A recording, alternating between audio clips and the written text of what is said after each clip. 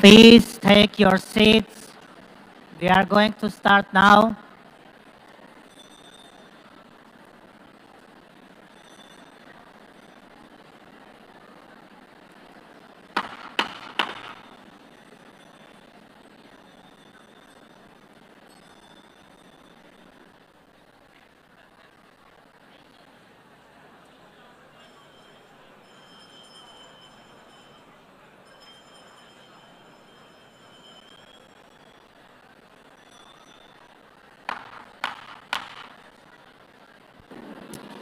Good morning.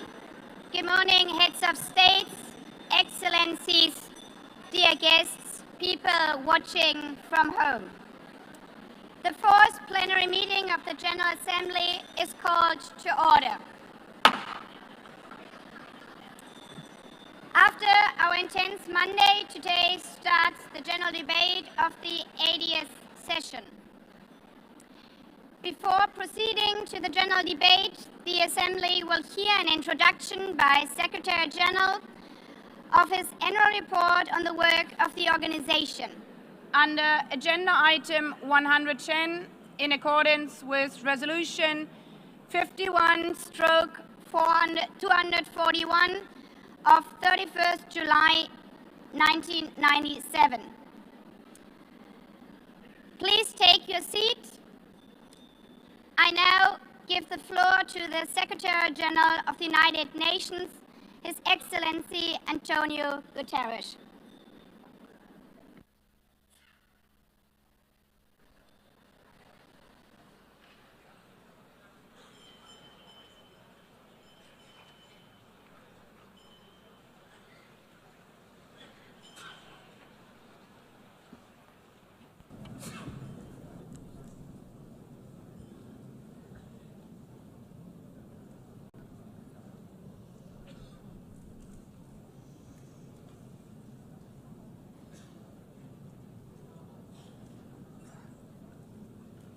Please, could you take your seats?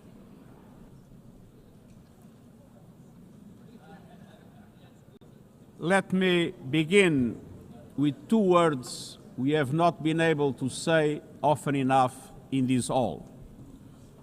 Madam President.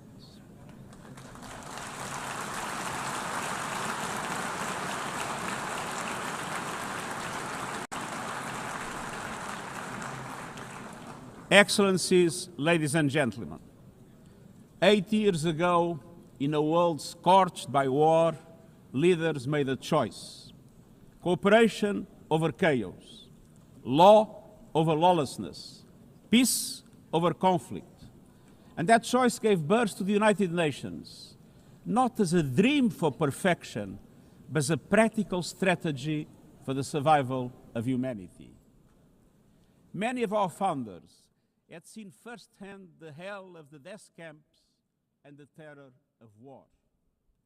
They knew that true leadership meant creating a system to prevent a replay of those horrors, a firewall against the flames of conflict and World War III, a forum for sovereign states to pursue dialogue and cooperation, and a concrete affirmation of an essential human truth: we are all in this together.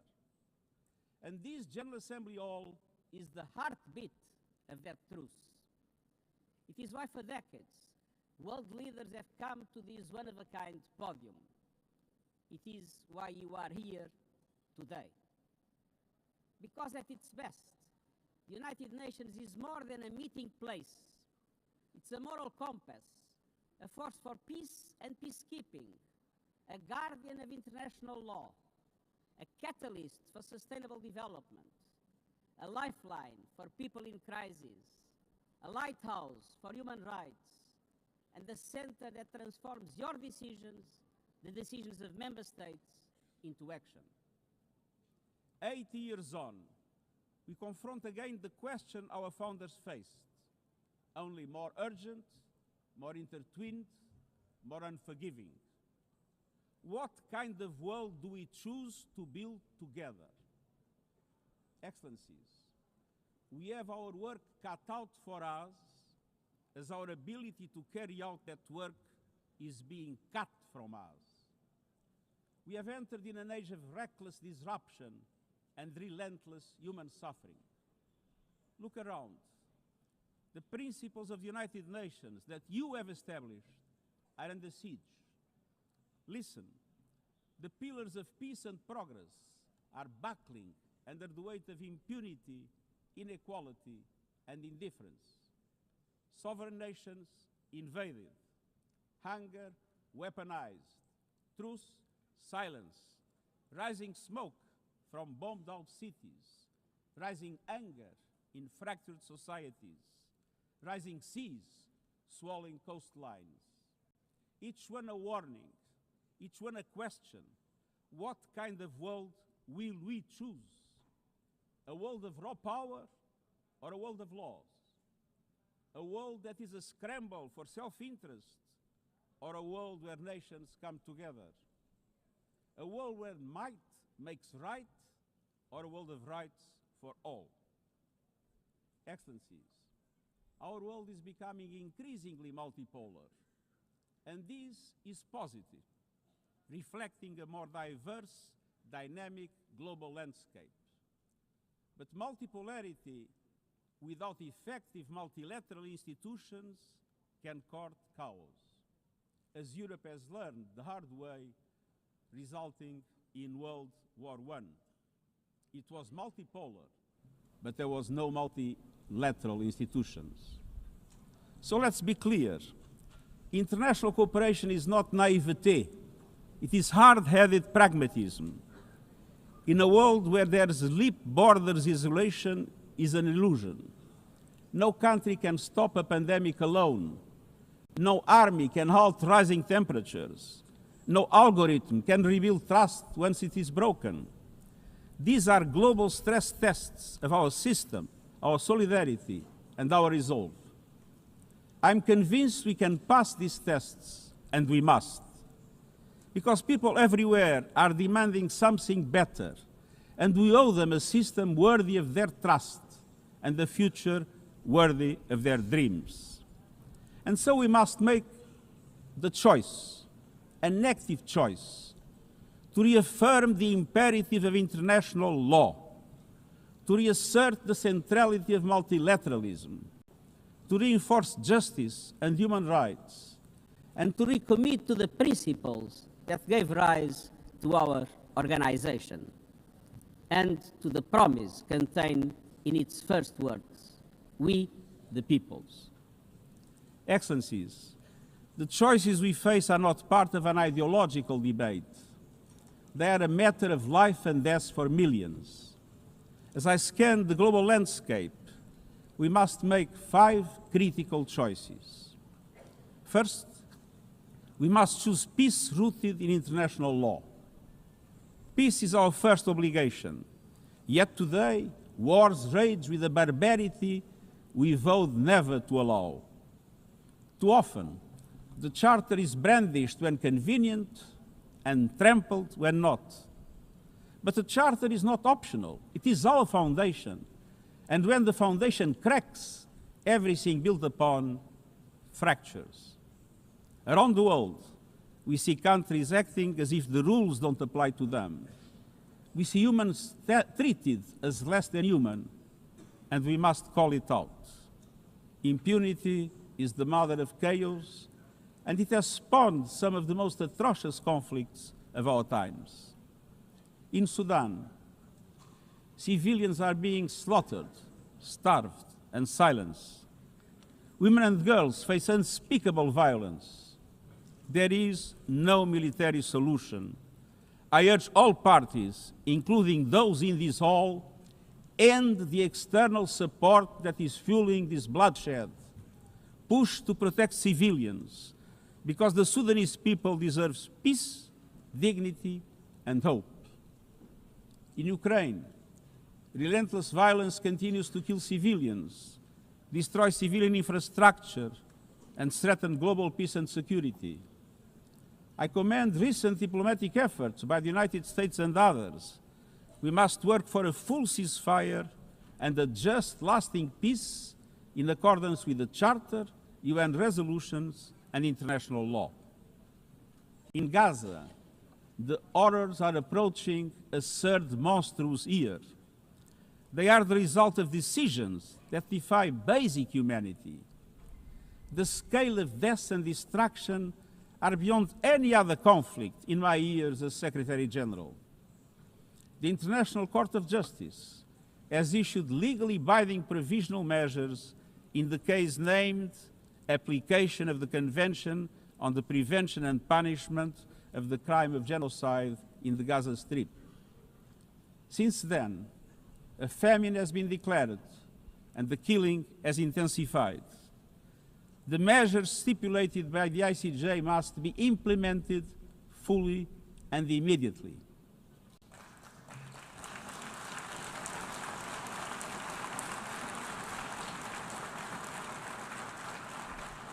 Nothing can justify the horrific Hamas terror attacks of October 7 and the taking of hostages, both of which I have repeatedly condemned.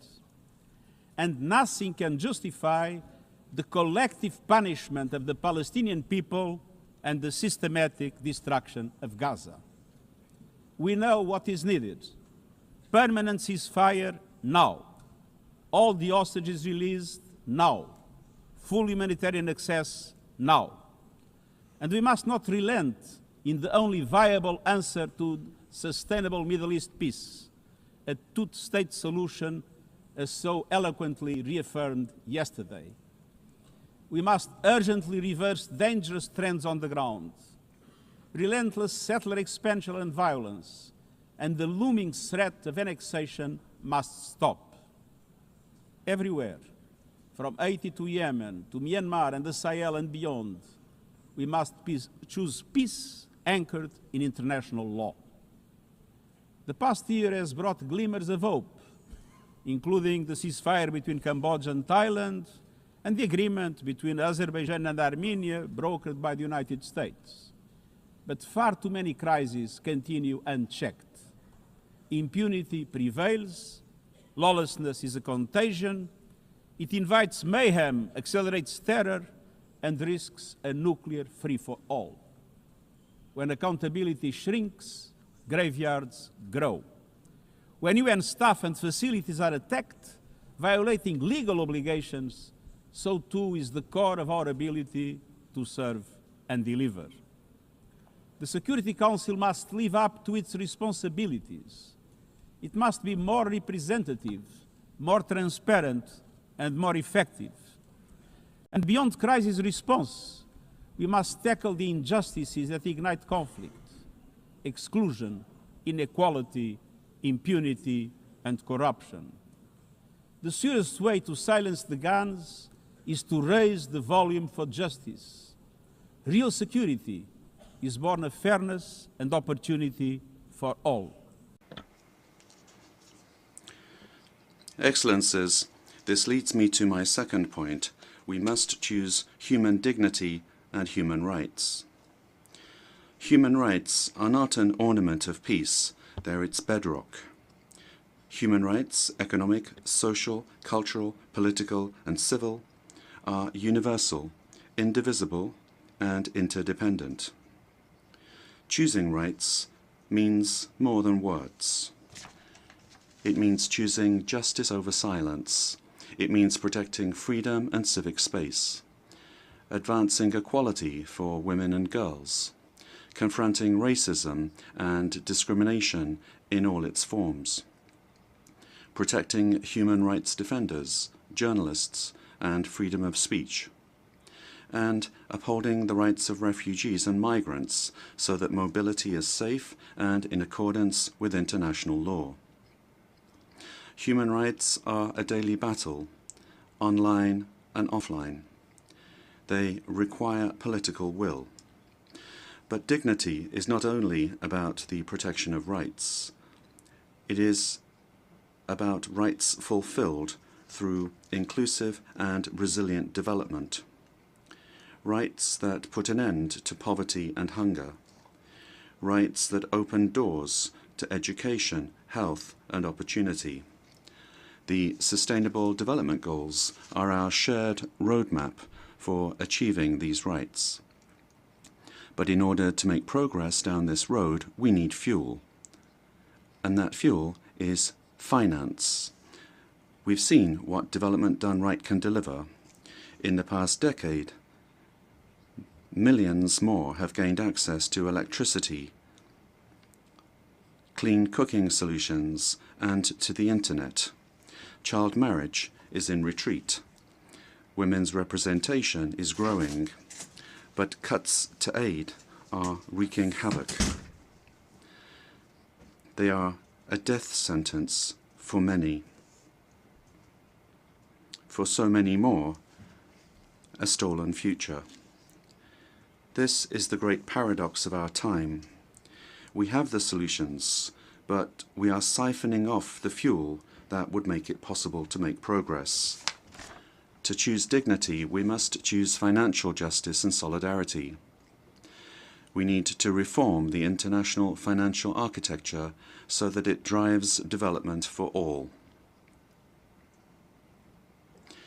With bigger and bolder multilateral development banks, lending more, and mobilizing more private capital for developing countries, with faster and fairer debt relief mechanisms, helping every country in crisis, including middle-income countries. Protecting natural resources by tackling illicit financial flows and abusive tax practices that rob societies of their future. And global financial institutions that represent today's world, with far greater participation of developing countries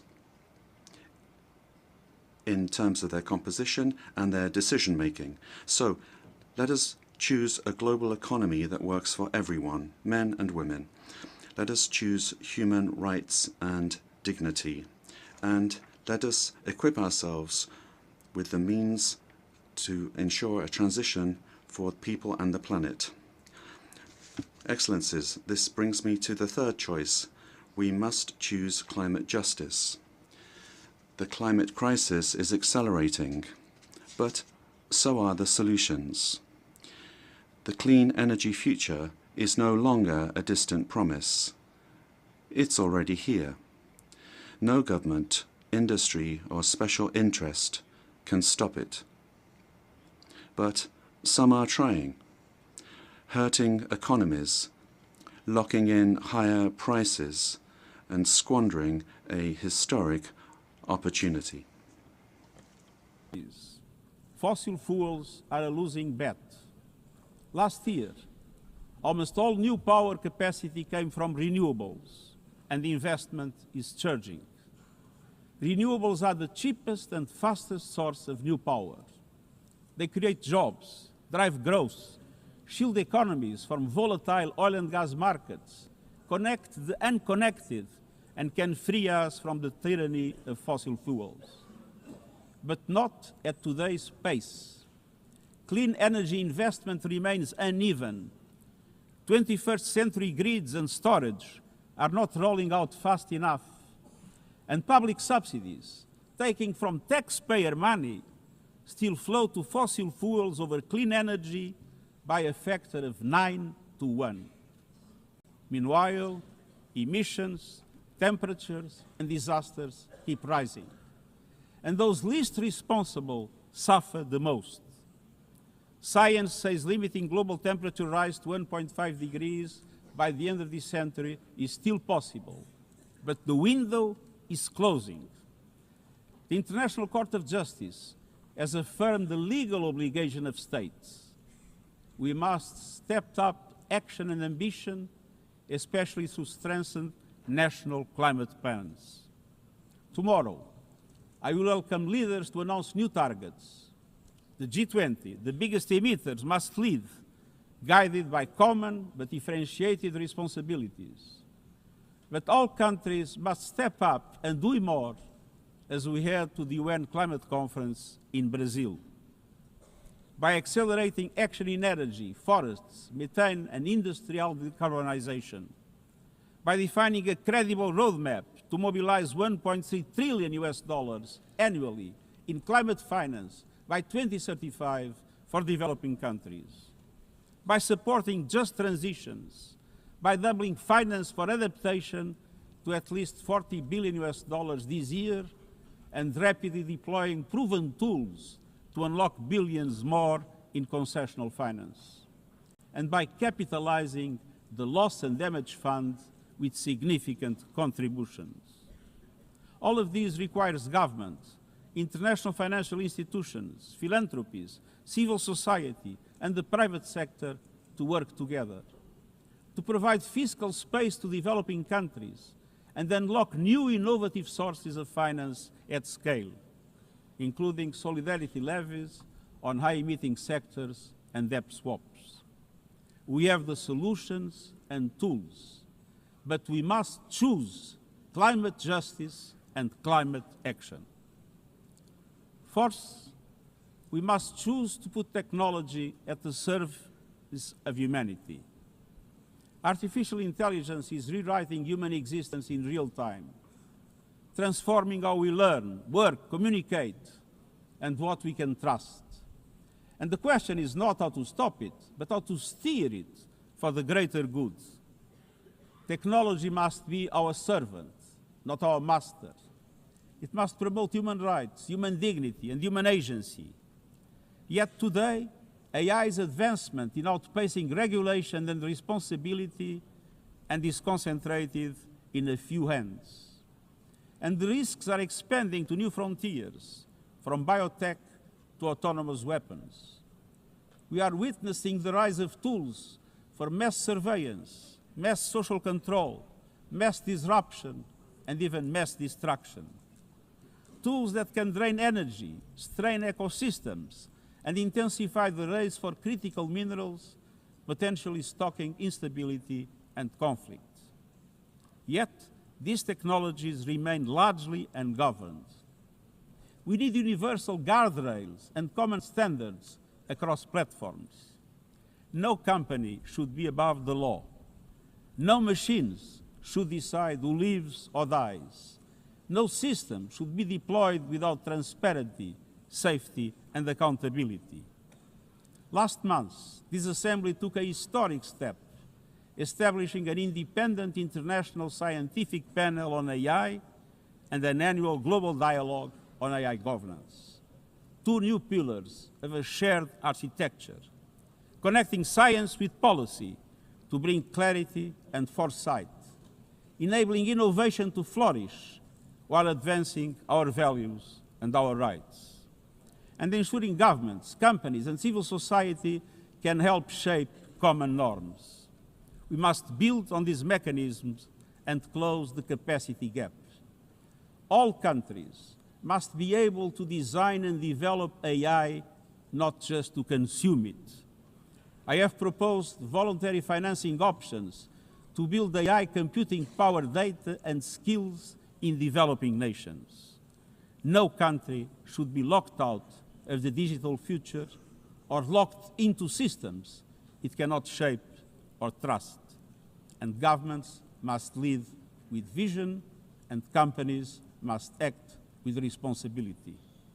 And we, the international community, must ensure that technology lifts up humanity. So let us choose cooperation over fragmentation, ethics over expediency, and transparency over opacity. Technology will not wait for us, but we can still choose what it serves. So let us choose wisely. Fifth and finally, to meet all these goals, we must choose to strengthen the United Nations for the 21st century. The forces shaking our world are also testing the foundations of the United Nations system. We are being hit by rising geopolitical tensions and divisions, chronic uncertainty, and mounting financial strain. But those who depend on the United Nations must not be made to bear the cost, especially now, when for every dollar invested to support our core work to build peace, the world spends $750 on weapons of war. This is not only unsustainable, it is indefensible. In this moment of crisis, the United Nations has never been more essential. The world needs our unique legitimacy, our convening power, our vision to unite nations, to bridge divides and confront the challenges before us. The Pact for the Future has shown your determination to build a United Nations that is stronger, more inclusive, and more effective. That is the logic and the urgency of our UN80 initiative. We are moving swiftly and decisively. I put forward concrete proposals, a revised budget for 2026 that strengthens accountability, improves delivery, and cuts costs. Practical reforms to implement mandates more effectively and efficiently with greater impact. And ideas to spark a paradigm shift in the structure of the UN and how its parts work together. Most of these decisions rest with you, the member states, and we will move forward in full respect of the established procedures. Together, let us choose to invest in a United Nations that adapts, innovates, and is empowered to deliver for people everywhere. Excellencies, my overriding message comes down to this. Now is the time to choose. It's not enough to know what the right choices are. I urge you to make them. I grew up in a world where choices were few. I was raised in the darkness of dictatorship, where fear silenced voices and hope was nearly crushed. Yet, even the bleakest hours, especially then, I discovered a truth that has never left me. Power does not reside in the hands of those who dominate or divide. Real power resides from people, from our shared resolve to uphold dignity, to defend equality, to believe fiercely in our common humanity and the potential of every human being. I learned early to persevere, to speak out, to refuse to surrender, no matter the challenge, no matter the obstacle, no matter the hour. We must and we will overcome. Because in a world of many choices, there is one choice we must never make, the choice to give up. We must never give up.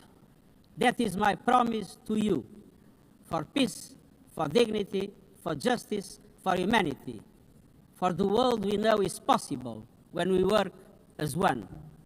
I will never, ever give up. Thank you.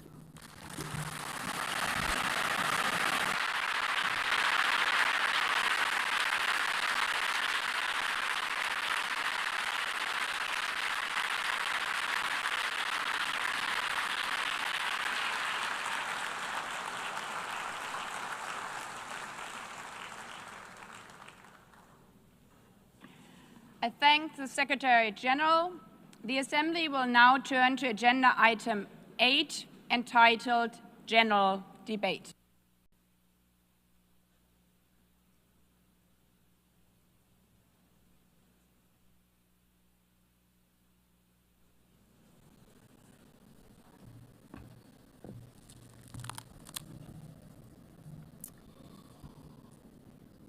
Years, longer than the average human life. This anniversary of the United Nations should have been a moment of celebration. But this is not an ordinary year. Just look at the state of our world, as the Secretary General described. Thousands of orphans in Gaza are wandering around the rubble, eating sand, drinking contaminated water. 90-year-old women in Ukraine are hiding from drones, trapped in their homes instead of living their final years in peace. Children in Haiti, too afraid to walk to school, afraid they might be gunned down by gangs like their friends.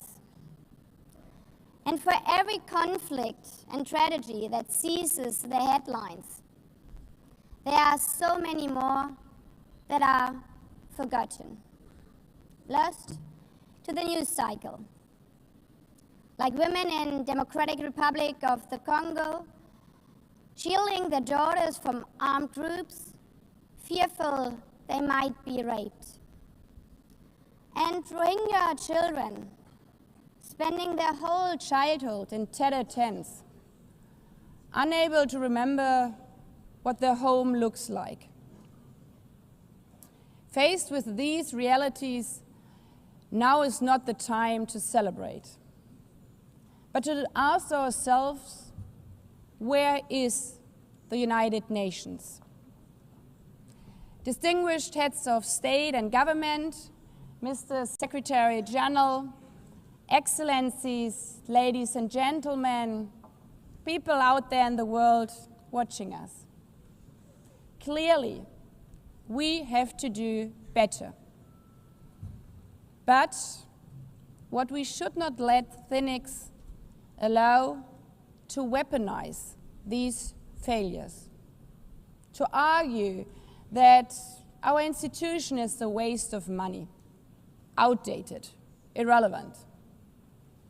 When the principles of the Charter are ignored, is it the UN that has failed? When tanks rolled into Ukraine, was it because Article 2 of the Charter is not clear enough about sovereignty and territorial integrity? When civilians, children, are killed in Gaza, is it humanitarian law at fault for failing to protect them? It's not the Charter which fails. It's not the UN as an institution which fails. The Charter, our Charter, is only as strong as member states' willingness to uphold it, and their willingness to hold to account those who violate it. Excellencies, yes, our world is in pain. Yes, we have failures. But imagine how much worse would it be without the United Nations? Would a single person be better off without it? Without UNICEF, 26 million children would not have received an education. Without the World Food Programme, nearly 125 million people would have lacked life-saving food assistance. Without the World Health Organization, over 1 billion vaccines would not have been supplied.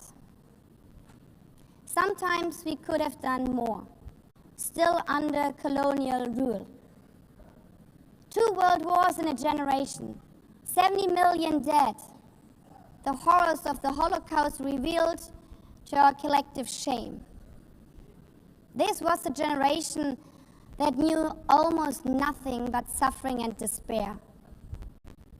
The signing of the Charter in 1945 gave hope to millions, gave us a North Star that guided our path from the ashes of war, helped guide nations from colonial rule into independent states, helped end apartheid. Across the decades, the United Nations has been a compass pointing toward peace, humanity, and justice. We have not always succeeded, but the story of this institution is not a story of easy victories. It's a story of falling and rising, of pulling ourselves and each other back up and trying harder. We gather here for the 80th time, not for empty celebration, not out of ritual, not to hear our own voices. We gather to prove that this institution matters, and that through this institution, every nation represented here, no matter how big or small, can summon again the strength and unity first shown in San Francisco 80 years ago. The courage and resolve of world leaders, who even while some called them back then naive, believed they could build a better world from the wreckage of the old. They showed then what true leadership is. It's not about imposing your will or putting others down. True leadership is about lifting others up, not out of altruism, but for a mutual benefit, and even out of our self-interest. Because as our founders and every architect of peace since then has understood, helping others is what makes ultimately our own countries stronger. Could any state have faced the global pandemic alone? The virus did not have any passport. We were only able to solve it at the end with the support of the World Health Organization. The climate crisis does not stop at borders. CO2 emissions anywhere affect people everywhere. Even the wealthiest cities in the world cannot shield themselves from wildfires. And imagine coming here by plane, how safe would you feel to step into the next airplane if there were no International Civil Aviation Organization anymore, which is responsible for setting safety regulations for 5 billion passengers each year? How comfortable would you be with your children using the internet while AI is uncontrolled and unchecked, as the lines between what is real and fake start to blur? In this globalized, digitalized world, we work together or we suffer alone. Excellencies, the theme of this milestone session and the high-level week is therefore better together. 80 years and more for peace, development, and human rights. Will living up to that be easy? No. But this hall was not built for easy times. It was built to come together to confront the hardest topics. This session is a session where the high-level week is about resolving differences. We showed some of it yesterday already. But even the house of dialogue and diplomacy needs a renovation. That is why the UN80 initiative and the wider reform process are not luxuries, but necessities. We are literally now at a crossroads, a make it or break it moment, politically, financially. Therefore, we have to deliver a United Nations that is agile, cost-effective, and fit for purpose. Member states have to give the Secretary General and this process their full support, because reform cannot stop in New York. It must carry through to every capital. That includes delivering the Pact for the Future and accelerating progress on the Sustainable Development Goals. Again, this is not about charity. It's about addressing the core purposes of this institution, about strengthening our foundations across all 3 pillars: peace and security, human rights, and sustainable development. They are inseparable. Leaving hundreds of millions trapped in extreme poverty, vulnerable to crisis, and denied their human rights is not only a moral failure, it's a recipe for global unrest, terrorism, and a tragic waste of humanity's greatest resource, its people. Put it simply, without the SDGs, there cannot be lasting peace. Excellencies, our future as an institution will also be shaped by the selection of the next Secretary General. And here we must pause and reflect. In nearly 80 years, this organization has never chosen a woman for that role. One might wonder how out of 4 billion potential candidates, there could not be found a single one. Of course,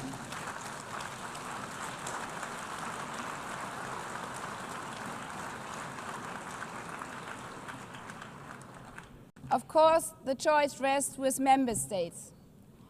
But those of you having been there yesterday celebrating Beijing, one strong female leader after the other from all our continents. Like 80 years ago, we are standing at a crossroads. And it's up to us, to every single member state, to live up to the same leadership as your predecessors did. To act when action is needed. To uphold the principles of our charter. To be better together. To show the people around the world that this United Nation is there. Today, tomorrow, and for the next 8 decades. Because, after all, it's the life insurance for every country.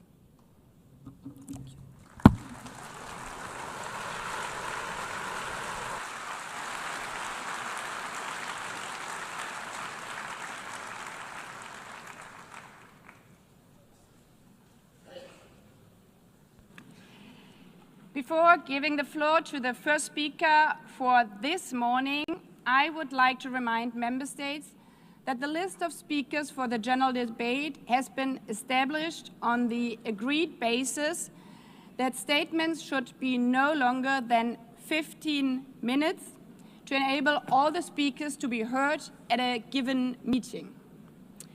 Within this time frame, I would like to appeal to speakers to deliver their statements at a reasonable pace so that interpretation into the other official languages may be provided properly. I would also like to draw your attention to the decision taken by the Assembly at previous sessions, namely that the practice of expressing congratulations inside the Assembly Hall after speech has been delivered is strongly discouraged. After delivering their statements from the rostrum, speakers are invited to exit the hall through room JA200, located behind the podium, before returning to their seats. May I take it that the Assembly agrees to proceed in this manner? It's so decided. Finally, I should like to draw the attention of member states that during the general debate, official photographers are in the room and will take official photographs of all speakers by the Department of Global Communications. Members interested in obtaining these photographs are requested to contact the Photo Library of the United Nations. By this, the Assembly will hear an address by His Excellency Luiz Inácio Lula da Silva, President of the Federative Republic of Brazil. I request the protocol to escort His Excellency and invite him to address the Assembly.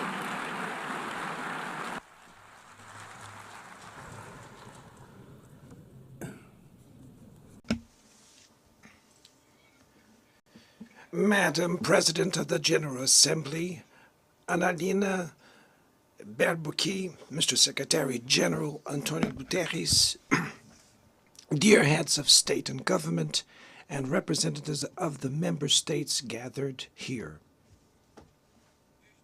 This should be a time to celebrate the United Nations.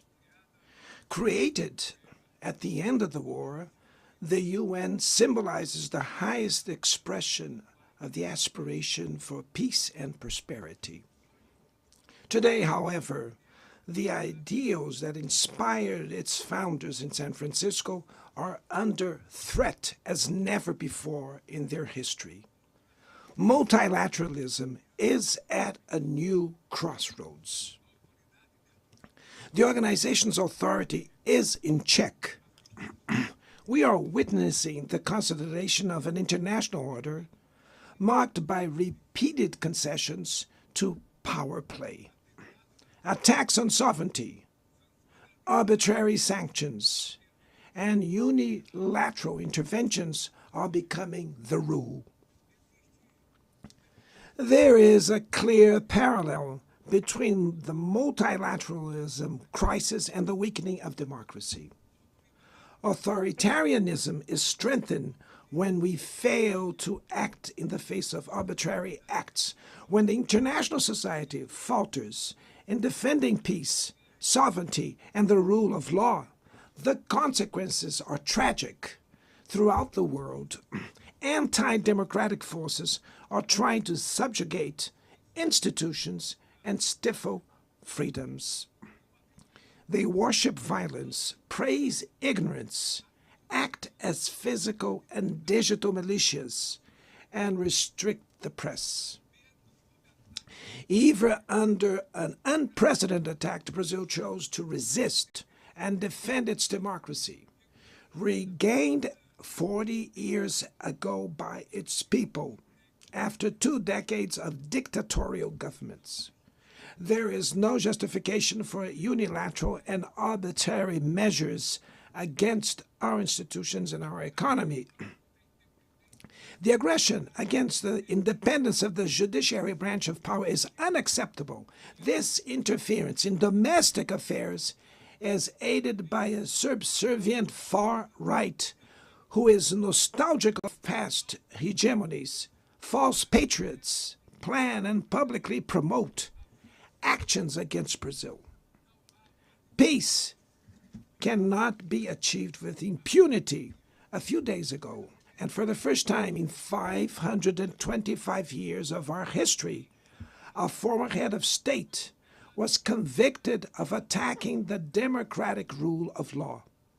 He was investigated, indicted, trialed, and held accountable for his actions in a meticulous process. He has the right to defend himself was secured, a prerogative that dictatorships deny to their victims. Before the eyes of the world, Brazil sent a message to all aspiring autocrats and those who support them. Our democracy, our sovereignty are non-negotiable.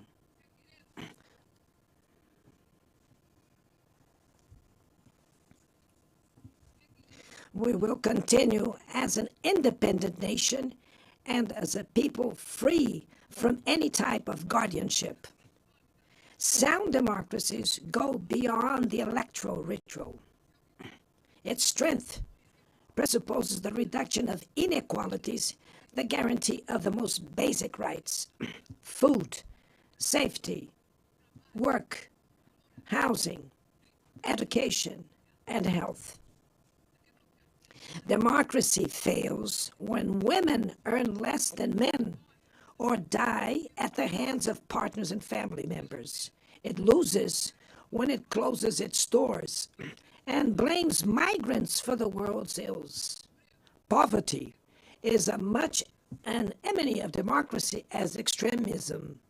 Therefore, we were proud to receive confirmation from FAO that Brazil has once again left the hunger map in this year, 2025. But in the world, there are still 670 million hungry people, and about 2.3 billion face food insecurity. The only war of which everyone can emerge victorious is the one we wage against hunger and poverty. This is the goal of the global alliance we launched at the G20 and which has the support of 103 countries. The international community needs to revise its priorities, reduce arms spending, and increase development aid. Relieve the service of the foreign debt of the poorest countries, above all African nations, and set minimum global tax standards so that the super rich pay more taxes than workers. Democracy is also measured by the ability to protect families and the childhood. Digital platforms offer possibilities for us to come together in ways we never imagined. But they have been used for sowing intolerance, misogyny, xenophobia, and misinformation. The internet cannot be a land of lawlessness. It's up to governments to protect the most vulnerable. Regulating does not mean restraining freedom of expression. It's about ensuring that what is already illegal in the real world is treated the way in the virtual environment. Attacks on regulation, search, and digital markets, and to encourage the installation of sustainable data centers. Sustainable data centers.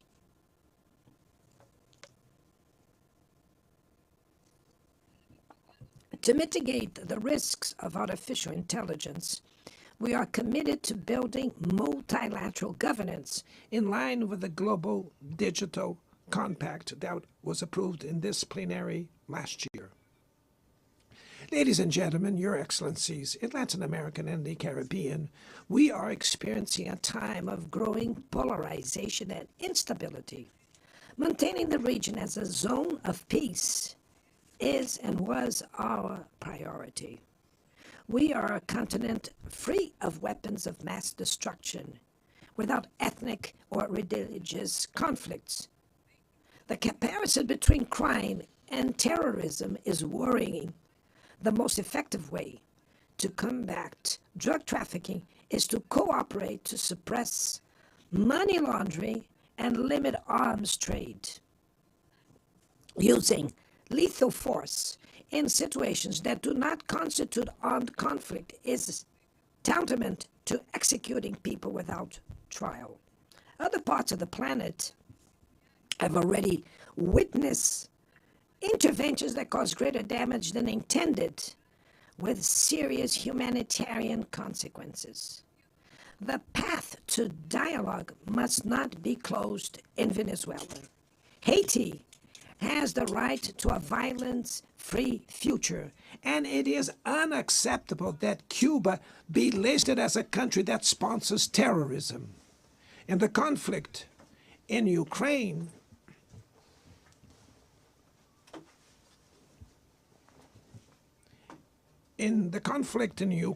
we all already know that there will be no military solution. The recent meeting in Alaska raised hopes for a negotiated way out. It's necessary to pave the way for a realistic solution. This implies taking into account the legitimate security concerns of all parties. The African Initiative and the Friends for Peace group created by China and Brazil can help promote dialogue and a diplomatic solution. No situation is more emblematic of the disproportionate and illegal use of force than the one occurring in Palestine. The terrorist attacks perpetrated by Hamas are indefensible from any angle, but nothing, absolutely nothing, justifies the ongoing genocide in Gaza.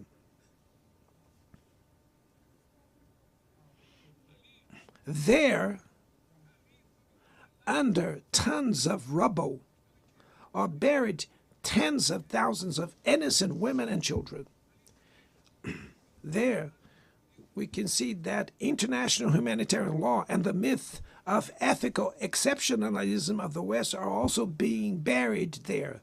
This massacre would not have happened without the complicity of those who could have prevented it. In Gaza, hunger is used as a weapon of war, and the forced displacement of populations goes on unpunished.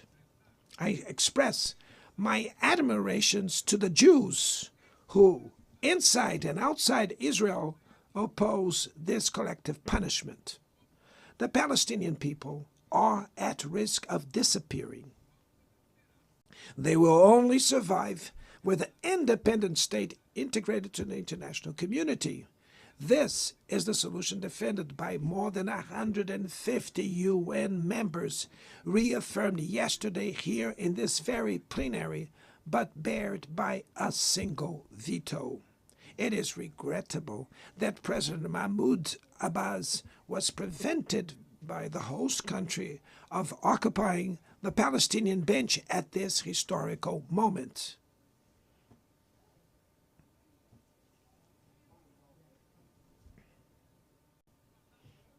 The spread of this conflict to Lebanon, Syria, Iran, Qatar is fueling an unprecedented arms build-up. Madam President, bombs and nuclear weapons will not protect us from the climate crisis. The year of 24 was the warmest already registered. COP30 in the city of Belém, Brazil, will the COP of truth. It will be the time for world leaders to prove the seriousness of their commitment to the planet. Without a complete picture of the NDC's nationally determined contributions, we were walking blindfolded towards the abyss. Brazil has committed to reducing its emissions by 59% and 67%, covering all greenhouse gases and all sectors of the economy. Developing nations face climate change while grappling with other challenges. Meanwhile, rich countries enjoy a standard of living reached at the expense of 200 years of greenhouse gas emissions, demanding greater ambition and greater access to resources and technology. It's not a matter of charity, but of justice. The race for critical minerals essential for energy transition cannot reproduce the predatory and asymmetrical logic that has characterized recent centuries. In Belém City, the world will learn about the reality of the Amazon. Brazil has already reduced deforestation by half in the region in the last 2 years. Eradicating it requires ensuring decent living conditions for its millions of inhabitants. Promoting sustainable development is the objective of the Tropical Forest Forever facility, which Brazil intends to launch to compensate countries that keep their forests standing.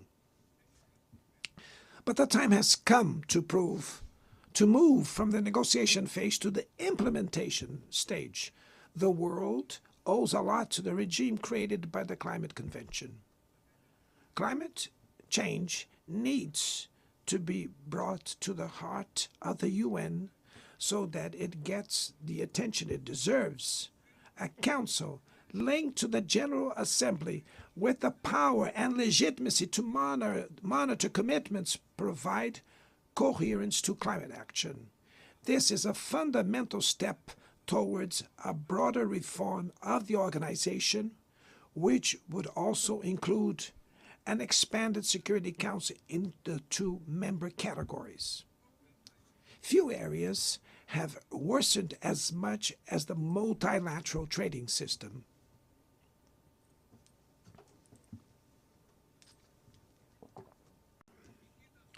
Unilateral measures have rendered fundamental principles, such as the most favored nations clauses, meaningless. They have disrupted value chains and threw the global economy into a pernicious spiral of high prices and stagnation. It is urgent to refound the WTO based on modern and flexible foundations. Your Excellencies, ladies and gentlemen, this year, the world lost 2 exceptional public figures. Former Uruguayan President Pepe Mujica and our dear Pope Francis, both embodied the best humanist values like no other. Their lives were intertwined with the 8 decades of the UN's existence. If they were still among us, they would use this platform to remember that authoritarianism, environmental degradation, and inequality are not relentless, that the only ones defeated are those who stand idly by, resigned, and that we can defeat the false prophets and oligarchs who exploit fear and monetize hate, and that tomorrow is made of daily choices, and it takes courage to act to transform it. in the future that Brazil envisions, there is no room for the reenactment of ideological rivalries or spheres of influence. Confrontation is not inevitable. We need leaders with clear visions who understand that the international order is not a zero-sum game. The 21st century will be increasingly multipolar. For it to remain peaceful, it cannot fall to multilateral. Brazil is giving increasing importance to the European Union, the African Union, ASEAN, CELAC, BRICS, and the G20. The voice of the Global South must be heard. The UN has today almost 4 times more members than the 51 who were at its foundation. Our historic mission is to make it once again a barrier of hope and a promoter of equality, peace, sustainable development, diversity, and tolerance. May God bless us all. And thank you very much.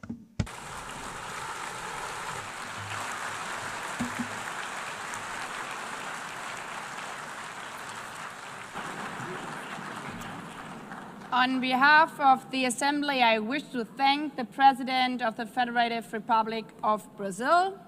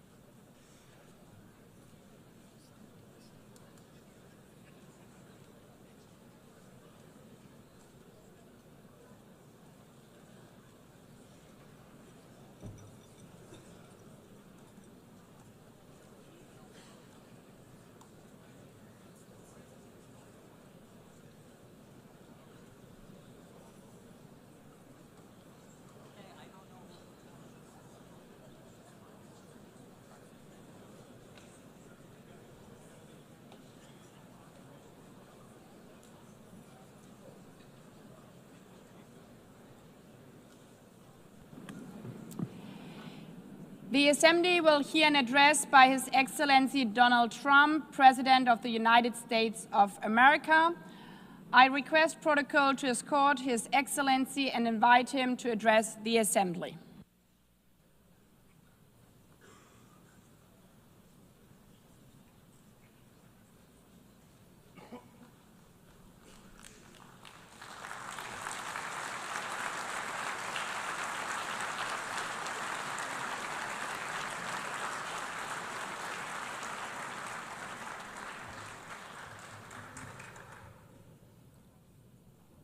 Thank you very much. Very much appreciated.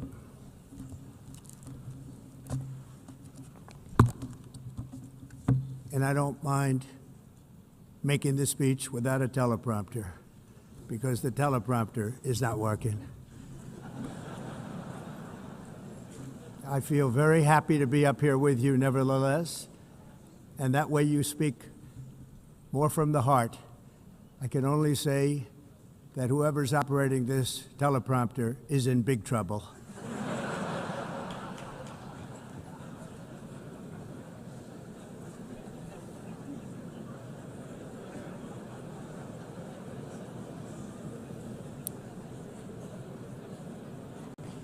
Hello, Madam First Lady. Thank you very much for being here. And Madam President, Mr. Secretary General, First Lady of the United States, distinguished delegates, ambassadors, and world leaders. 6 years have passed since I last stood in this grand hall and addressed a world that was prosperous and at peace in my first term. Since that day, the guns of war have shattered the peace I forged on 2 continents. An era of calm and stability gave way to one of the great crises of our time. And here in the United States, 4 years of weakness, lawlessness, and radicalism under the last administration delivered our nation into a repeated set of disasters. 1 year ago, our country was in deep trouble, but today, just 8 months into my administration, we are the hottest country anywhere in the world, and there is no other country even close.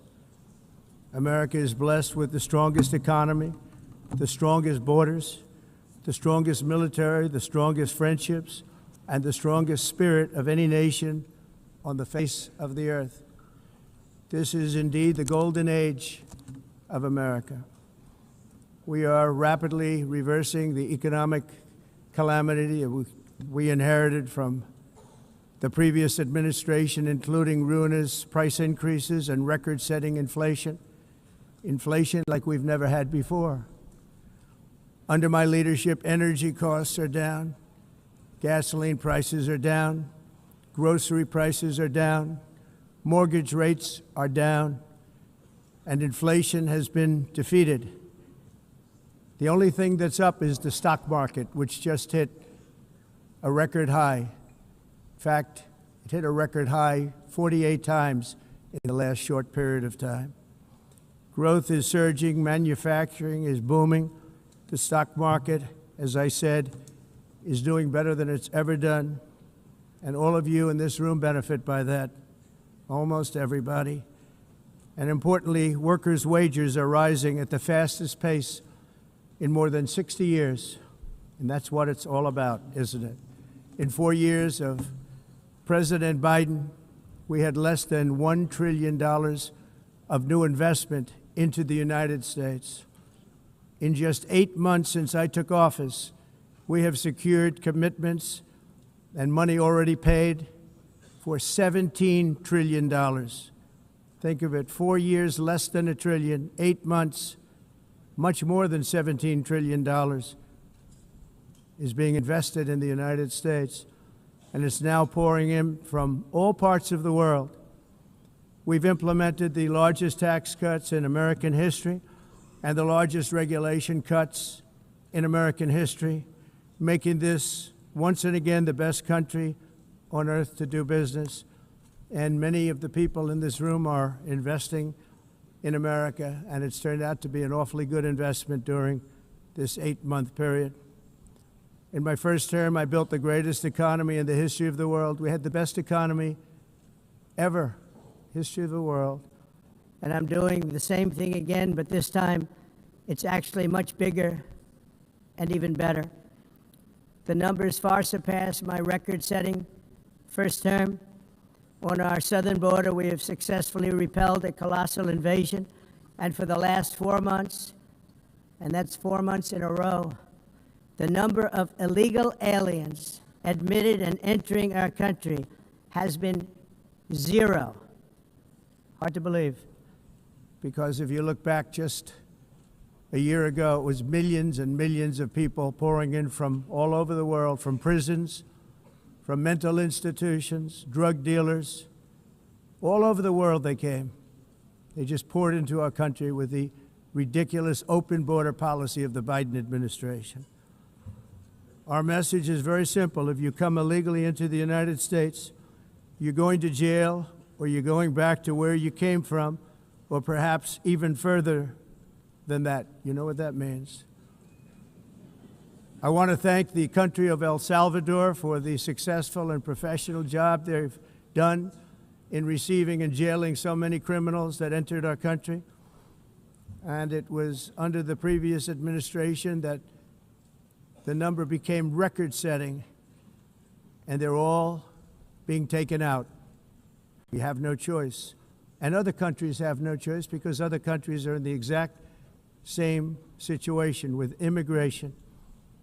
It's destroying your country, and you have to do something about it. On the world stage, America is respected again like it has never been respected before. You think about 2 years ago, 3 years ago, 4 years ago, or 1 year ago, we were a laughingstock all over the world.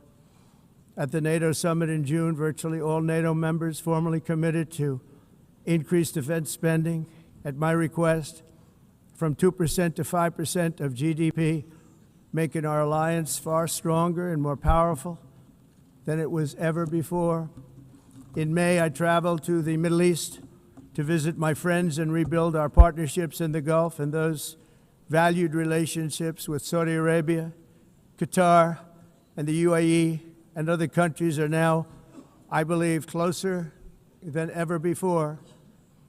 My administration has negotiated one historic trade deal after another, including with the United Kingdom, the European Union, Japan, South Korea, Vietnam, Indonesia, the Philippines, Malaysia, and many, many others.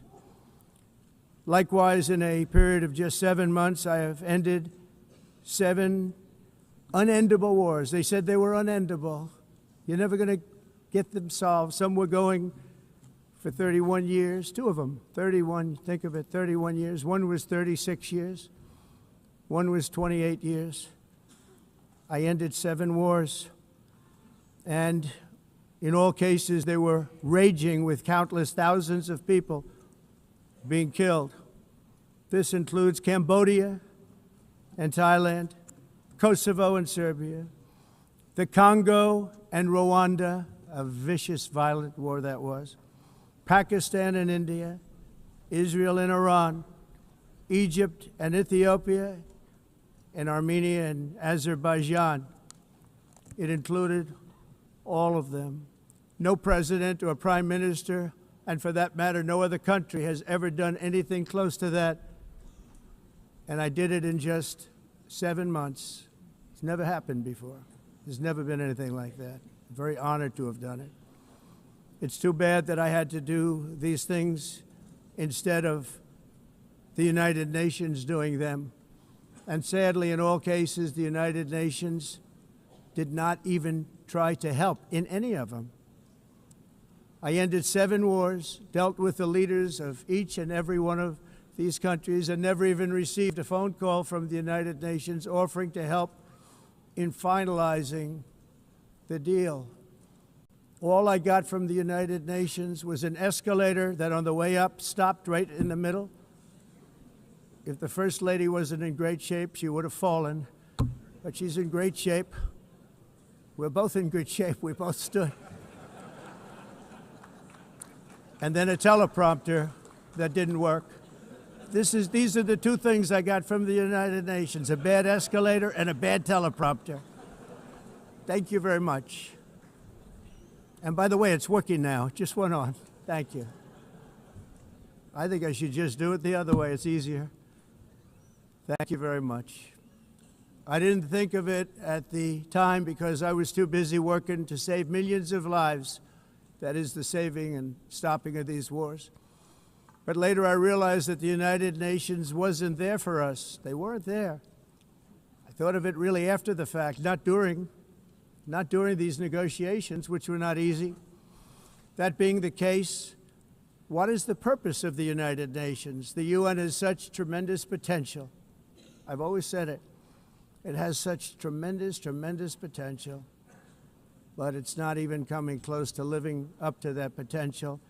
For the most part, at least for now, all they seem to do is write a really strongly worded letter and then never follow that letter up.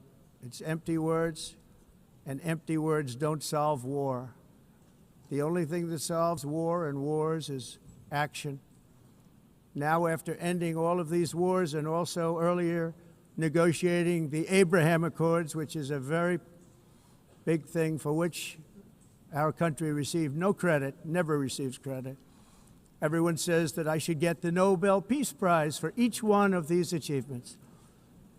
But for me, the real prize will be the sons and daughters who live to grow up with their mothers and fathers, because millions of people are no longer being killed in endless and unglorious wars. What I care about is not winning prizes, it's saving lives. We saved millions and millions of lives with the 7 wars. And we have others that we're working on, and you know that. Many years ago, a very successful real estate developer in New York, known as Donald J. Trump, I bid on the renovation and rebuilding of this very United Nations complex. I remember it so well. I said at the time that I would do it for $500 million, rebuilding everything. It would be beautiful. I used to talk about, I'm going to give you marble floors. They're going to give you terrazzo. I'm going to give you the best of everything. You're going to have mahogany walls. They're going to give you plastic. But they decided to go in another direction, which was much more expensive at the time, and which actually produced a far inferior product. And I realized that they did not know what they were doing when it came to construction, and that their building concepts were so wrong, and the product that they were proposing to build was so bad and so costly. It was going to cost them a fortune. And I said, and wait till you see the overruns. Well, I turned out to be right. They had massive cost overruns and spent between $2 and $4 billion on the building and did not even get the marble floors that I promised them. You walk on terrazzo. Do you notice that? As far as I'm concerned, frankly, looking at the building and getting stuck on the escalator, they still haven't finished the job. They still haven't finished. That was years ago. The project was so corrupt that Congress actually asked me to testify before them on the tremendous waste of money, because it turned out that they had no idea what it was, but they knew it was anywhere between $2 and $4 billion as opposed to $500 million with a guarantee. But they had no idea, and I said it cost much more than $5 billion. Unfortunately, many things in the United Nations are happening just like that, but on an even much bigger scale, much, much bigger. Very sad to see. Whether the UN can manage to play a productive role, I've come here today to offer the hand of American leadership and friendship to any nation in this assembly that is willing to join us in forging a safer, more prosperous world. And it's a world that we'll be much happier with. A dramatically better future is within our reach. But to get there, we must reject the failed approaches of the past and work together to confront some of the greatest threats in history. There is no more serious danger to our planet today than the most powerful and destructive weapons ever devised by man, of which the United States, as you know, has many. Just as I did in my first term, I've made containing these threats a top priority, starting with the nation of Iran. My position is very simple. The world's #1 sponsor of terror can never be allowed to possess the most dangerous weapon. That's why, shortly after taking office, I sent the so-called Supreme Leader a letter making a generous offer. I extended a pledge of full cooperation in exchange for a suspension of Iran's nuclear program. The regime's answer was to continue their constant threats to their neighbors and U.S. interests throughout the region, and some great countries that are right nearby. Today, many of Iran's former military commanders, in fact, I can say almost all of them, are no longer with us. They're dead. And 3 months ago, in Operation Midnight Hammer, 7 American B-2 bombers dropped the 14 30,000-pound each bombs on Iran's key nuclear facilities, totally obliterating everything. No other country on earth could have done what we did. No other country has the equipment to do what we did. We have the greatest weapons on earth. We hate to use them. But we did something that for 22 years people wanted to do. With Iran's nuclear enrichment capacity demolished, I immediately brokered an end to the 12-day war, as it's called, between Israel and Iran, with both sides agreeing to fight no longer. As everyone knows, I have also been deeply engaged in seeking a ceasefire in Gaza. Have to get that done. Have to get it done. Unfortunately, Hamas has repeatedly rejected reasonable offers to make peace. We can't forget October 7th, can we? Now, as if to encourage continued conflict, some of this body is seeking to unilaterally recognize a Palestinian state. the rewards would be too great for Hamas terrorists for their atrocities. This would be a reward for these horrible atrocities, including October 7th, even while they refuse to release the hostages or accept a ceasefire. Instead of giving to Hamas and giving so much, because they've taken so much, they have taken so much. This could have been solved so long ago. But instead of giving in to Hamas's ransom demands, those who want peace should be united with one message: release the hostages now. Just release the hostages now. Thank you.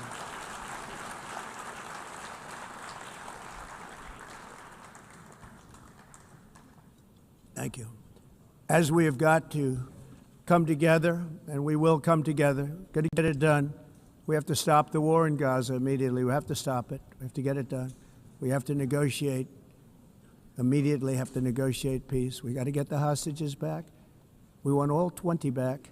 We don't want 2 and 4. As you know, I got, along with Steve Witkoff and others that helped us, Marco Rubio, we got most of them back. We were involved in all of them. But I always said the last 20 are going to be the hardest, and that's exactly what happened. We have to get them back now. We don't want to get back 2, and then another 2, and then 1, and then 3. Have this process. No, we want them all back, and we want the actually 38 dead bodies back too.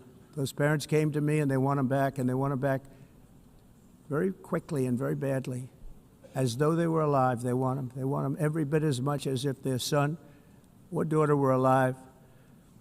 I've also been working relentlessly, stopping the killing in Ukraine. I thought that would be, of the 7 wars that I stopped, I thought that would be the easiest because of my relationship with President Putin, which had always been a good one. I thought that was going to be the easiest one. But you know, in war, you never know what's going to happen. There are always lots of surprises, both good and bad. Everyone thought Russia would win this war in 3 days, but it didn't work out that way. It was supposed to be just a quick little skirmish. It's not making Russia look good. It's making them look bad. No matter what happens from here on out, this was something that should have taken a matter of days, certainly less than a week, and they've been fighting for 3.5 years and killing anywhere from 5,000 to 7,000 young soldiers, mostly soldiers, on both sides, every single week, from 5,000 to 7,000 dead young people, and some in cities, much smaller numbers, where rockets are shot, where drones are dropped. This war would never have started if I were president. This was a war that should have never happened. It shows you what leadership is, what bad leadership can do to a country. Look what happened to the United States, and look where we are right now in just a short period of time. The only question now is how many more lives will be needlessly lost on both sides. China and India are the primary funders of the ongoing war by continuing to purchase Russian oil. But inexcusably, even NATO countries have not cut off much Russian energy and Russian energy products, which, as you know, I found out about 2 weeks ago, and I wasn't happy. Think of it. They're funding the war against themselves. Who the hell ever heard of that one? In the event that Russia is not ready to make a deal to end the war, then the United States is fully prepared to impose a very strong round of powerful tariffs, which would stop the bloodshed, I believe, very quickly. But for those tariffs to be effective, European nations, all of you are gathered here right now, would have to join us in adopting the exact same measures. I mean, you're much closer to this. We have an ocean in between. You're right there. And Europe has to step it up. They can't be doing what they're doing. They're buying oil and gas from Russia while they're fighting Russia. It's embarrassing to them, and it was very embarrassing to them when I found out about it, I can tell you that. But they have to immediately cease all energy purchases from Russia. Otherwise, we're all wasting a lot of time So I'm ready to discuss this. We're going to discuss it today with the European nations, all gathered here. I'm sure they're thrilled to hear me speak about it, but that's the way it is. I like to speak my mind and speak the truth.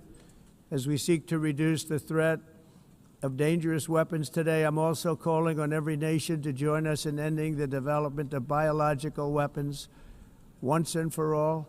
And biological is terrible, and nuclear is even beyond, and we include nuclear in that. We want to have a cessation of the development of nuclear weapons. We know, and I get to view it all the time. Sir, would you like to see? And I look at weapons that are so powerful that we just can't ever use them. If we ever use them, the world literally might come to an end. There would be no United Nations to be talking about. There would be no nothing. Just a few years ago, reckless experiments overseas gave us a devastating global pandemic. Yet despite that worldwide catastrophe, many countries are continuing extremely risky research into bioweapons and man-made pathogens. This is unbelievably dangerous.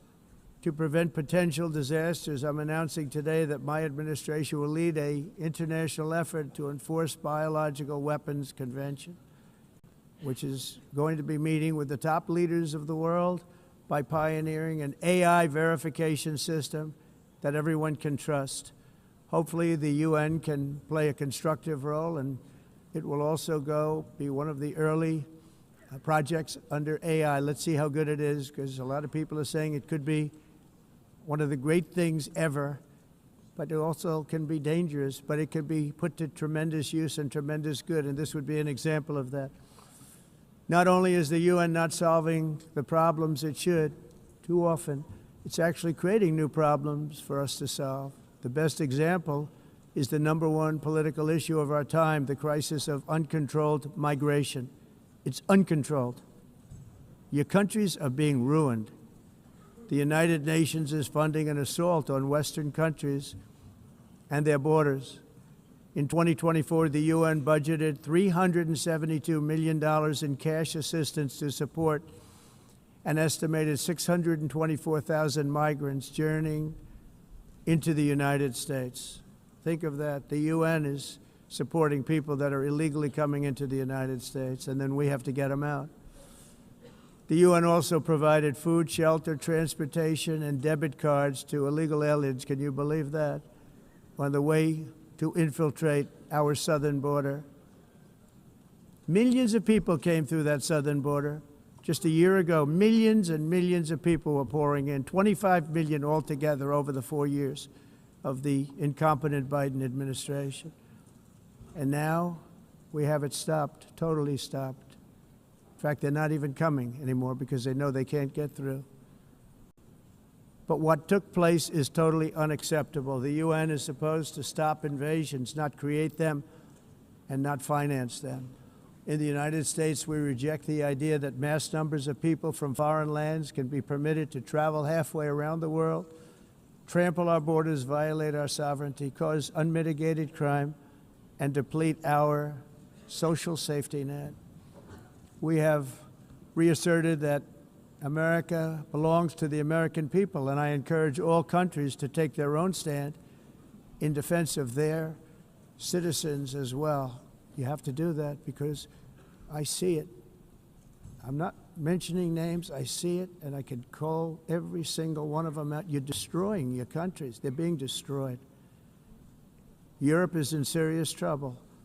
They've been invaded by a force of illegal aliens like nobody's ever seen before. Illegal aliens are pouring into Europe. Nobody is ever, and nobody's doing anything to change it, to get them out. It's not sustainable.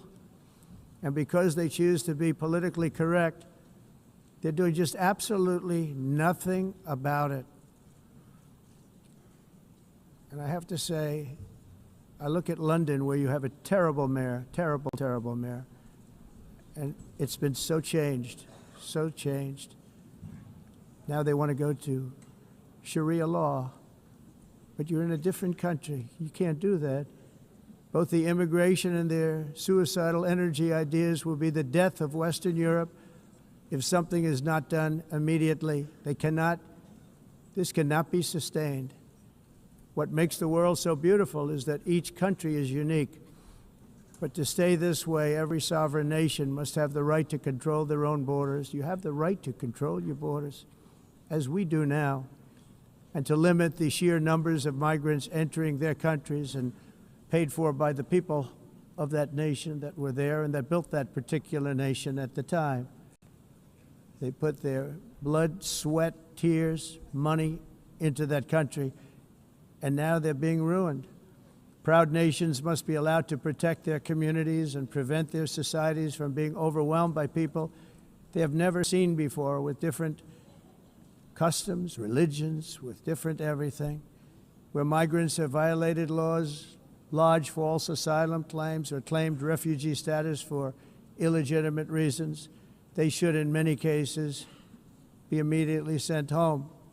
And while we will always have a big heart for places and people that are struggling and truly compassionate, answers will be given.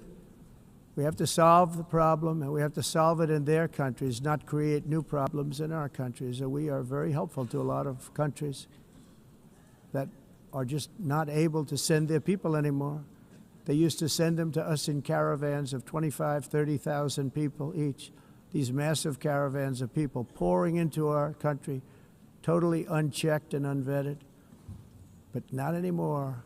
According to the Council of Europe in 2024, almost 50% of inmates in German prisons were foreign nationals or migrants. In Austria, the number was 53% of the people in prisons were from places that weren't from where they are now. In Greece, the number was 54%, and in Switzerland, beautiful Switzerland, 72% of the people in prisons are from outside of Switzerland. When your prisons are filled with so-called asylum seekers who repaid kindness, and that's what they did, they repaid kindness with crime, it's time to end the failed experiment of open borders. You have to end it now. See, I can tell you, I'm really good at this stuff. Your countries are going to hell. In America, we've taken bold action to swiftly shut down uncontrolled migration. Once we started detaining and deporting everyone who crossed the border and removing illegal aliens from the United States, they simply stopped coming. They're not coming anymore. We're getting a lot of credit, but they're not coming anymore. This was a humanitarian act for all involved, because on the trips up, thousands of people a week were dying. Women were being raped. Nobody's ever seen anything like it. Raped, horribly beaten, raped. On the trip up, the journey up, it was a long walk. It was a long, arduous journey, indeed.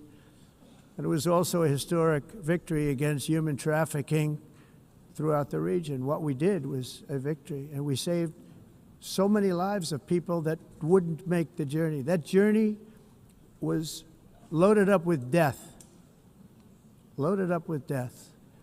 Dead bodies all along the roads of jungles to get up. They go through jungles, they go through areas so hot you couldn't breathe. They were dying of suffocation, areas so hot that you couldn't breathe. Dead bodies all over.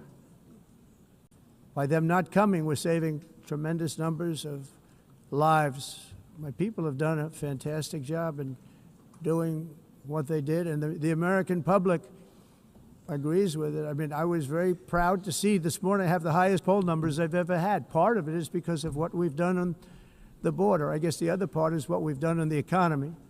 Joe Biden's policies empowered murderous gangs, human smugglers, child traffickers, drug cartels, and prisoners from all over the world. The previous administration also lost nearly 300,000 children. Think of that. They lost more than 300,000 children, little children, who were trafficked into the United States on the Biden watch, many of whom have been raped, exploited, and abused, and sold. Sold. Nobody talks about that. The fake news doesn't write about it. With many others, young children who are missing or dead. And we found a lot of these children, and we're sending them back And we've been sending them back to their parents. They said, nobody knows who they are. They said, where do you come from? And they'll give us a country, and we'll find out, and we'll figure it out, and we'll bring them back to their homes. And the mother and father rush to the door, and their tears in their eyes. They can't believe that they're seeing their son or daughter, their little son or daughter again. We've done almost 30,000 of them so far. Any system that results in the mass trafficking of children is inherently evil. Yet that is exactly what the globalist migration agenda has done, and it's what it's all about. In America, those days, as you know, are over. The Trump administration is working, and we are continuing to work to track down the villains that are causing this problem, and also, as I said, to get back the 30,000 we've already returned. Now I think we're going to have another. We're going to find a lot. You're not going to find all of them. 300, more than 300,000. They're lost or they're dead. They're lost or they're dead because of the animals that did this. To protect our citizens, I've also designated multiple savage drug cartels as far as and you see this, and you see it happening right before your eyes. Let's put it this way. People don't like taking big loads of drugs in boats anymore. There aren't too many boats that are traveling on the seas by Venezuela. They tend not to want to travel very quickly anymore. And we've virtually stopped drugs coming into our country by sea. We call them the water drugs. They kill hundreds of thousands of people. I've also designated multiple savage drug cartels as far as foreign terrorist organizations, along with two bloodthirsty transnational gangs, probably the worst gangs anywhere in the world, MS-13 and Tren de Aragua. Tren de Aragua is from Venezuela, by the way. Such organizations torture, maim, mutilate, and murder with impunity. They're the enemies of all humanity. And for this reason, we've recently begun using the supreme power of the United States military to destroy Venezuelan terrorists and trafficking networks led by Nicolas Maduro. To every terrorist thug smuggling poisonous drugs into the United States of America, please be warned that we will blow you out of existence. That's what we're doing. We have no choice. Can't let it happen. They're destroying. I believe we lost 300,000 people last year to drugs, 300,000. Fentanyl and other drugs. Each boat that we sink carries drugs that would kill more than 25,000 Americans. We will not let that happen. Energy is another area where the United States is now thriving like never before. We're getting rid of the falsely named renewables. By the way, they're a joke. They don't work. They're too expensive. They're not strong enough to fire up the plants that you need to make your country great. The wind doesn't blow. Those big windmills are so pathetic and so bad, so expensive to operate. Then they have to be rebuilt all the time, and they start to rust and rot. Most expensive energy ever conceived, and it's actually energy. You're supposed to make money with energy, not lose money. You lose money, the governments have to subsidize. You can't put them out without massive subsidies. And most of them are built in China, and I give China a lot of credit. They build them, but they have very few wind farms. So why is it that they build them and they send them all over the world, but they barely use them? You know what they use? Coal. They use gas. They use almost anything, but they don't like wind. But they sure as hell like selling the windmills. Europe, on the other hand, has a long way to go, with many countries being on the brink of destruction because of the green energy agenda, and I give a lot of credit to Germany. Germany was being led down a very sick path, both on immigration, by the way, and on energy. They were going green, and they were going bankrupt. And the new leadership came in, and they went back to where they were, with fossil fuel and with nuclear, which is good. It's now safe, and you can do it properly. But they went back to where they were, and they opened up a lot of different plants, energy producing plants, and they're doing well. I give Germany a lot of credit for that. They've said this is a disaster, what's happening. They were going all green. All green is all bankrupt. That's what it represents. And it's not politically correct. I'll be very badly criticized for saying it, but I'm here to tell the truth. I don't care. It doesn't matter to me. I'm in New York City. I'm feeling a lot safer. Crime, we're getting crime down. And by the way, speaking of crime, Washington, D.C. was the crime capital of America. Now it's a totally, after 12 days, it's a totally safe city. Everyone's going out to dinner. They're going out to restaurants. Your wife can walk down the middle of the street with or without you. Nothing's going to happen. My people have done a fantastic job. And yes, I called in the National Guard, and the National Guard took care of business, and they weren't politically correct, but they took care of business. We got 1,700 career criminals out, brought them back to where they came from, the countries where they came from, or put them in jails. Washington, D.C. is now a totally safe city again, and I welcome you to come. In fact, we'll have dinner together at a local restaurant, and we'll be able to walk. We don't have to go by an armor-plated vehicle. We'll walk right over there from the White House. They've given up their powerful edge, a lot of the countries that we're talking about, in oil and gas, such as essentially closing the great North Sea oil. Oh, the North Sea, I know it so well. Aberdeen was the oil capital of Europe, and there's tremendous oil that hasn't been found in the North Sea, tremendous oil. And I was with the Prime Minister I respect and like a lot, and I said, you're sitting with the greatest asset. They essentially closed it by making it so highly taxed that no developer, no oil company can go there. They have tremendous oil left, and more importantly, they have tremendous oil that hasn't even been found yet. And what a tremendous asset for the United Kingdom. And I hope the Prime Minister is listening, because I told it to him 3 days in a row. That's all he heard. North Sea oil, North Sea, because I want to see them do well. I want to stop seeing them ruining that beautiful Scottish and English countryside with windmills and massive solar panels that go 7 miles by 7 miles, taking away farmland. But we're not letting this happen in America. In 1982, the executive director of the United Nations Environmental Program predicted that by the year 2000, climate change would cause a global catastrophe. He said that it will be irreversible, as any nuclear holocaust would be. This is what they said at the United Nations. What happened? Here we are. Another UN official stated in 1989 that within a decade, entire nations could be wiped off the map by global warming. Not happening.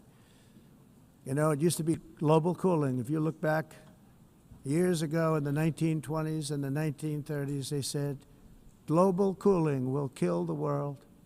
We have to do something. Then they said global warming will kill the world, but then it started getting cooler, so now they could just call it climate change, because that way they can't miss. It's climate change, because if it goes higher or lower, whatever the hell happens, there's climate change. It's the greatest con job ever perpetrated on the world, in my opinion. Climate change, no matter what happens, you're involved in that. No more global warming, no more global cooling. All of these predictions made by the United Nations and many others, often for bad reasons, were wrong. They were made by stupid people that have cost their countries fortunes and given those same countries no chance for success. If you don't get away from this green scam, your country is going to fail. And I'm really good at predicting things, you know. They actually said during the campaign, they had a hat, the best-selling hat. Trump was right about everything. And I don't say that in a braggadocious way, but it's true. I've been right about everything. And I'm telling you that if you don't get away from the green energy scam, your country is going to fail. And if you don't stop people that you've never seen before, that you have nothing in common with, your country is going to fail. I'm the President of the United States, but I worry about Europe. I love Europe. I love the people of Europe. And I hate to see it being devastated by energy and immigration. This double-tailed monster destroys everything in its wake, and they cannot let that happen any longer. You're doing it because you want to be nice. You want to be politically correct, and you're destroying your heritage. They must take control strongly and immediately of the unmitigated immigration disaster and the fake energy catastrophe before it's too late. The carbon footprint is a hoax made up by people with evil intentions, and they're heading down a path of total destruction. You know, the carbon footprint was a big, big thing a few years ago. I remember hearing about the carbon footprint, and then President Obama would get into Air Force One, a massive Boeing 747, and not a new one, an old one with old engines that spew everything into the atmosphere. He'd talk about the carbon footprint, we must do so. Then he'd get in and he'd fly from Washington to Hawaii to play a round of golf. And then he'd get back onto that big, beautiful plane and he'd fly back and he'd talk about, again, global warming and the carbon footprint. It's a con job. At extreme cost and expense, Europe reduced its own carbon footprint by 37%. Think of that. Congratulations, Europe. Great job. You cost yourself a lot of jobs, a lot of factories closed, but you reduced the carbon footprint by 37%. However, for all of that sacrifice and much more, it's been totally wiped out and then some by a global increase of 54%. Much of it coming from China and other countries that are thriving around China, which now produces more CO2 than all the other developed nations in the world. So all of these countries are working so hard on the carbon footprint, which is nonsense, by the way. It's nonsense. You know, it's interesting. In the United States, we have still radicalized environmentalists, and they want the factories to stop. Everything should stop. No more cows. We don't want cows anymore. I guess they want to kill all the cows. They want to do things that are just unbelievable, and you have it too. But you know, we have a border, strong, and we have a shape, and that shape doesn't just go straight up. That shape is amorphous when it comes to the atmosphere. And if we had the most clean air, and I think we do, we have very clean air. We have the cleanest air we've had in many, many years. But the problem is that other countries, like China, which has air that's a little bit rough, it blows. And no matter what you're doing down here, the air up here tends to get very dirty because it comes in from other countries where their air isn't so clean. And the environmentalists refuse to acknowledge that. Same thing with garbage. In Asia, they dump much of their garbage right into the ocean. And over about a 1 week and 2 week journey, it flows right past Los Angeles. You've seen it. Massive amounts of garbage, almost too much to do anything about, flowing past Los Angeles, past San Francisco, and then somebody will get in trouble because he dropped a cigarette on the beach. The whole thing is crazy. The primary effect of these brutal green energy policies has not been to help the environment, but to redistribute manufacturing and industrial activity from developed countries that follow the insane rules that are put down to polluting countries that break the rules and are making a fortune. They're making a fortune. European electricity bills are now 4 to 5 times more expensive than those in China, and 2 to 3 times higher than the United States. And our bills are coming way down. You probably see that our gasoline prices are way down. You know, we have an expression, drill. Nós reduzimos os custos de energia porque nós faremos, como a expressão, vamos fazer tudo isso, reduzir os custos de energia, e os custos diminuíram nos Estados Unidos. Common to see one. Por exemplo, se você olhar nos países em faturas de energia, nós não mas nós nos Estados Unidos conseguimos usar eles e evitar aumento da temperatura, porque é muito caro também usar e ninguém usa. Tudo isso a mudança. Esse agenda mundialista não tem nenhum sentido. Entire societies must be rejected país and it must be immediate. That's why in America I withdrew from the fake Paris Climate Accord, where, by the way, America was paying so much more than every country. Others weren't paying. China didn't have to pay until 2030. Russia was given an old standard that was easy to meet, a 1990 standard. But for the United States, we're supposed to pay like $1 trillion. And I said, this is another scam. The fact is, the United States has been taken advantage of by the world for many, many years, but not any longer, as you probably noticed. I unleashed massive energy production and signed historic executive orders to hunt for oil, but we don't have to do much hunting because we have the most oil of any nation anywhere, oil and gas in the world. And if you add coal, we have the most of any nation in the world. Clean, I call it clean, beautiful coal. You can do things today with coal that you couldn't have done 10 years ago, 15 years. So I have a little standing order in the White House. Never use the word coal, only use the words clean, beautiful coal. Sounds much better, doesn't it? But we stand ready to provide any country with abundant, affordable energy supplies if you need them, when most of you do. We're proudly exporting energy all over the world. We're now the largest exporter. In the United States, we want trade and robust commerce with all nations, everybody. We want to help nations. We're going to help nations. But it must also be fair and reciprocal. The challenge with trade is much the same with climate. The countries that followed the rules, all their factories have been plundered. It's really sad to watch. They've been broken. They've been broken by countries that broke the rules.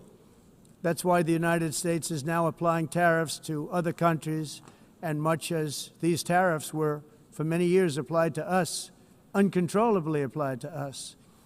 We've used tariffs as a defense mechanism under the Trump administration, including my first term, where hundreds of billions of dollars in tariffs were taken in. And by the way, we had the lowest inflation, and now we have very low inflation. The only thing different is that we have hundreds of billions of dollars flowing into our country.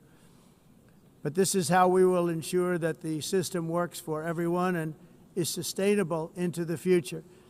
We're also using tariffs to defend our sovereignty and security throughout the world, including against nations that have taken advantage of former U.S. administrations for decades, including the most corrupt, incompetent administration in history, the sleepy Joe Biden administration. Brazil now faces major tariffs in response to its unprecedented efforts to interfere in the rights and freedoms of our American citizens and others, with censorship, repression, weaponization, judicial corruption, and targeting of political critics in the United States. I have a little problem saying this because I must tell you, I was walking in and the leader of Brazil was walking out. We saw him and I saw him, he saw me, and we embraced. And then I'm saying, can you believe I'm going to be saying this in just 2 minutes? But we actually agreed that we would meet next week. We didn't have much time to talk, like about 20 seconds. They were in retrospect, I'm glad I waited because this thing didn't work out too well. But we did talk. We had a good talk, and we agreed to meet next week, if that's of interest. But he seemed like a very nice man, actually. He liked me, I liked him. But if you, and I only do business with people I like. When I don't like them, I don't like them.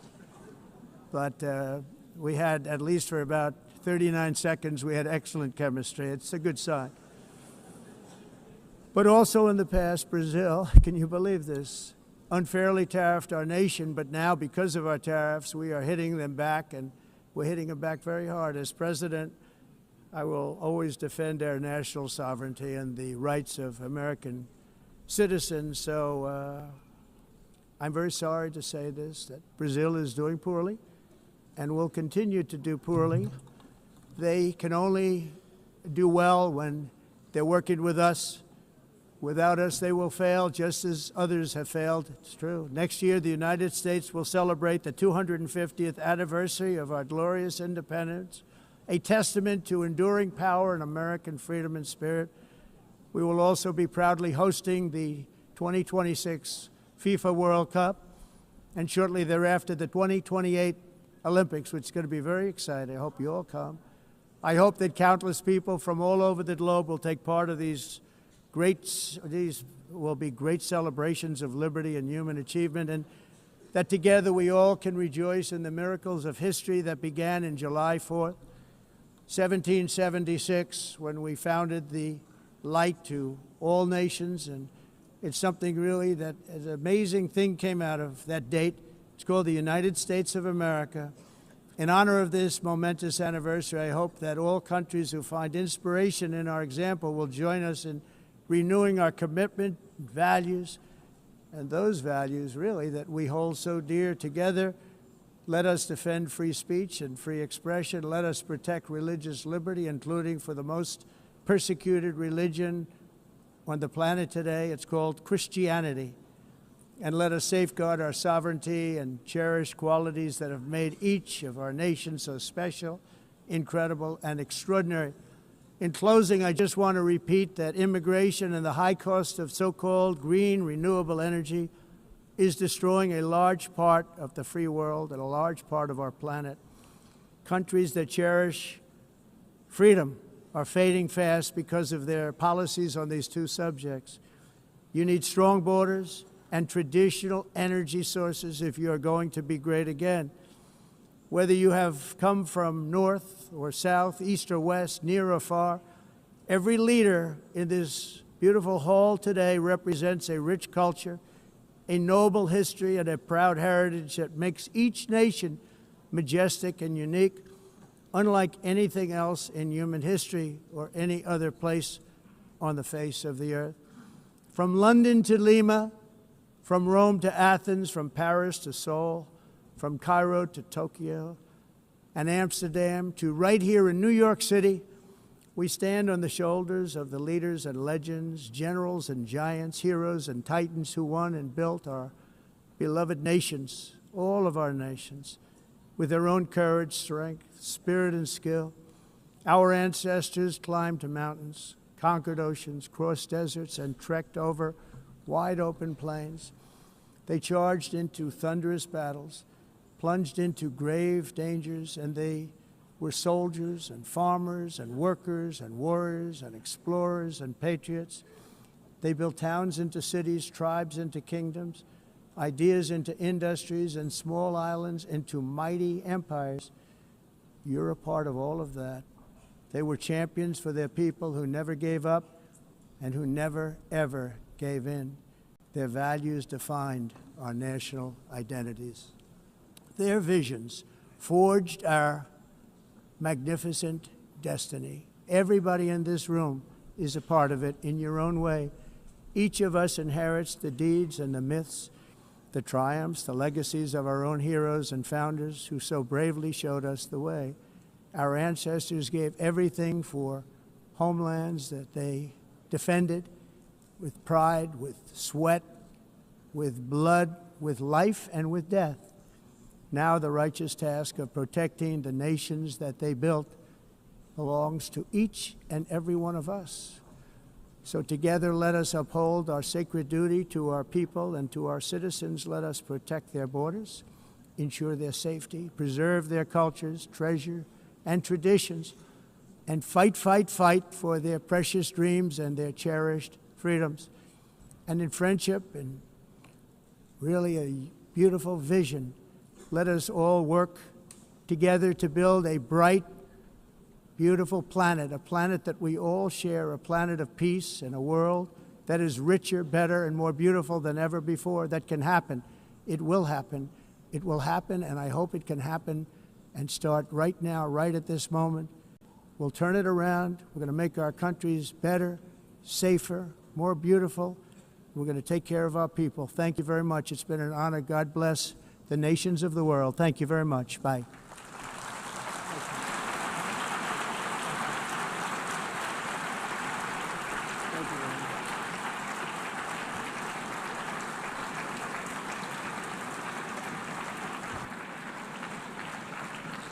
On behalf of the Assembly, I wish to thank the President of the United States.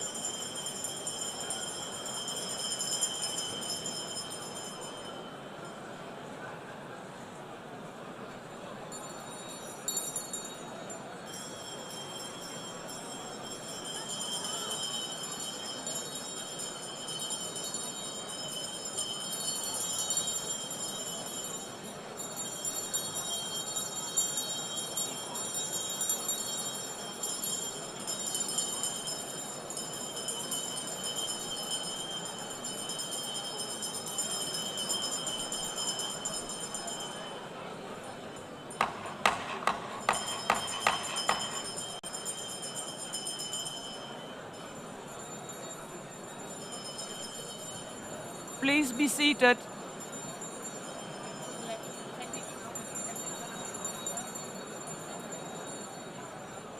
Please be seated.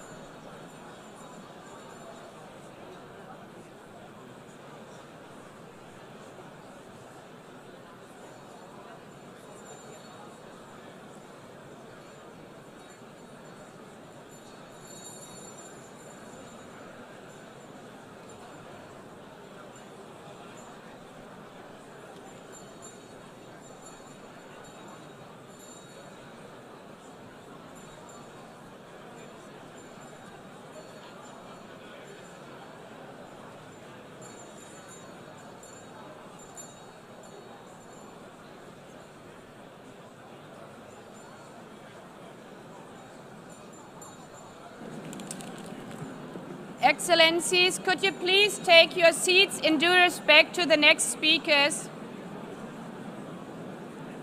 The second row, could you please take your seat right now?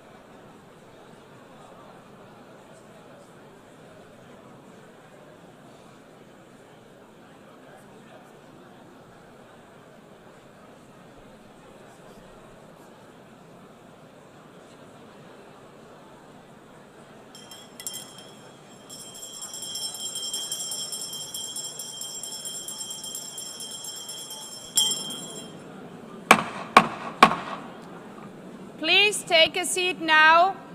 With due respect to the next speakers, I would kindly ask you, gentlemen in the left row, please take your seats.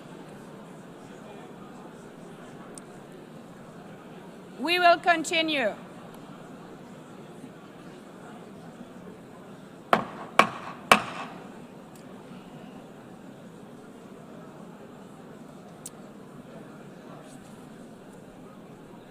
Excellencies, as we are receiving queries, I would like to assure you that don't worry, the UN teleprompters are working perfectly. And by this technical note, I would like to call on the next speaker. The Assembly will hear an address by His Excellency Prabowo Subianto, President of the Republic of Indonesia. I request protocol to escort His Excellency and invite him to address the Assembly.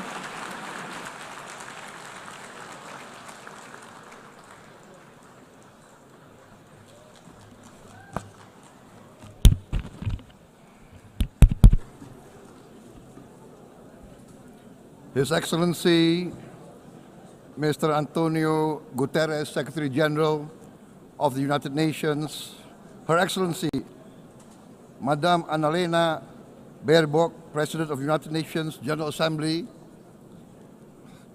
His Excellency, Mr. Moses Abelian, Under Secretary General for General Assembly and Management, Excellencies, Heads of States, Heads of Governments, distinguished delegates, ladies and gentlemen. It is indeed a great honor for me to stand in this august General Assembly Hall among leaders and representatives who represent almost all of humanity. We differ in race, religion, and nationality, yet we gather together today as one human family. We are here first and foremost as fellow human beings, each created equal, endowed with unalienable rights to life, liberty, and the pursuit of happiness. The words of the United Nations Declaration of Independence have inspired democratic movements across continents, including the French Revolution, the Russian Revolution, the Mexican Revolution, the Chinese Revolution, and Indonesia's own struggle and journey to freedom. It also gave birth to the Universal Declaration of Human Rights, adopted by the United Nations in 1948. All men are created equal was the creed that opened the way to unprecedented global prosperity and dignity. And yet, in our own era of scientific and technological triumphs, an era capable of ending hunger, poverty, and environmental ruin, we also continue to face today grave dangers, challenges, and uncertainties. Human folly, fueled by fear, racism, hatred, oppression, and apartheid threatens our common future. My country knows this pain. For centuries, Indonesians lived under colonial domination, oppression, and slavery. We were treated less than dogs in our own homeland. We Indonesians know what it means to be denied justice and what it means to live in apartheid, to live in poverty, and to be denied equal opportunity. We also knew what solidarity can do in our struggle for independence, in our fight to overcome hunger, disease, and poverty. The United Nations stood with Indonesia and gave us vital assistance. Decisions made here based on human solidarity by the Security Council and this Assembly gave Indonesia independence, international legitimacy, opened doors, and supported our early development through the efforts of the United Nations Children Fund, the United Nations Food and Agriculture Organization, the FAO, the World Health Organization, and many, many other United Nations institutions. And because of that, Indonesia today stands on the cusp of shared prosperity and greater equality and dignity. Madam President, Excellencies, our world today is driven by conflict, injustice, and deepening uncertainty. Every day we witness suffering, genocide, and blatant disregard for international law and human decency. In the face of these challenges, we must not give up. As the United Nations Secretary General said, we cannot give up. We cannot surrender our hopes or our ideals. We must draw closer, not drift apart. Together we must strive to achieve our hopes, our dreams. The United Nations was born from the ashes of the Second World War that claimed scores of millions of lives. It was created to secure peace, security, justice, and freedom for all. We remain committed to internationalism, to multilateralism, and to every effort that strengthens this great institution.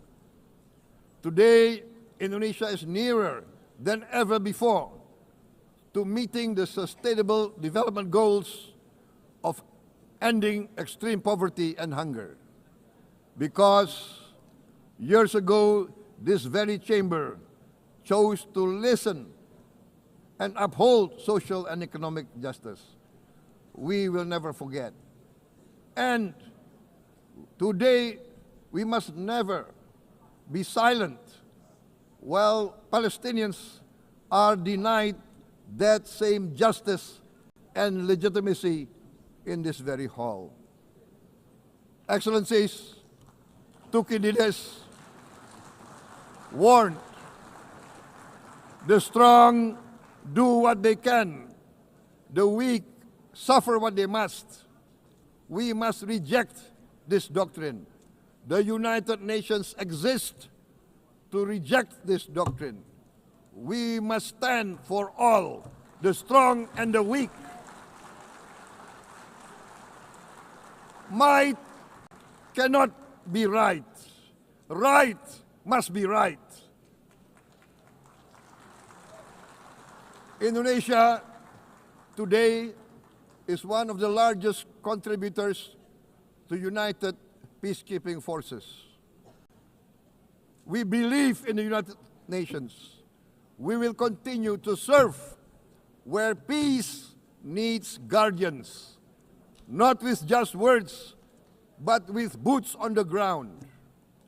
If and when the United Nations Security Council and this great assembly decide Indonesia is prepared to deploy 20,000 or even more of our sons and daughters to help secure peace in Gaza or elsewhere,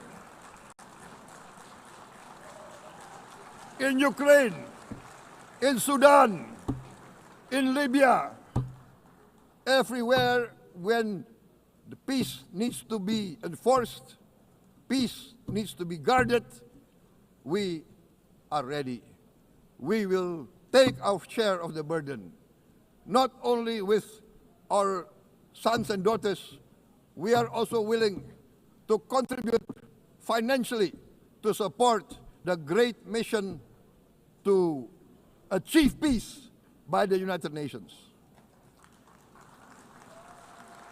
Madam President, Excellencies, I propose to this Assembly a message of hope and optimism, grounded in action and execution. Today, we heard the speech of Madam President, the President of the United Nations General Assembly. Yes, it is true what she said. Without the International Civil Aviation Organization, will we be here today? Will we sit in this great hall? Without the United Nations, we cannot be safe. No country can feel secure.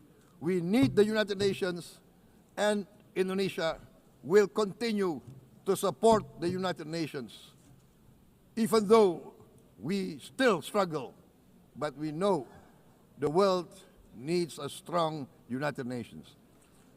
The world's population is growing. Our planet is under strain. Food, energy, and water insecurity haunt many nations. We choose to answer these challenges directly at home and to help abroad wherever we can. This year, Indonesia recorded the highest rice production and grain reserves in our history. We are now self-sufficient in rice, and we are starting now to export rice to other nations in need, including providing rice for Palestine. We are building resilient food supply chains, strengthening farmer productivity, investing in climate-smart agriculture to ensure food security for our children and for the children of the world. We are confident in a few years' time, Indonesia will be the granary of the world. As the world's largest island state, we testify before you that we are already experiencing the direct consequences of climate change, particularly the threat of rising sea levels. The sea level on the north coast of our capital city is increasing by 5 centimeters every year. Can you imagine in 10 years? Can you imagine in 20 years? For this, we are forced to build a giant seawall, 480 kilometers in length. It will take us maybe 20 years, but we have no choice. We have to start now. Therefore, we choose to confront climate change, not by slogans, but by immediate steps.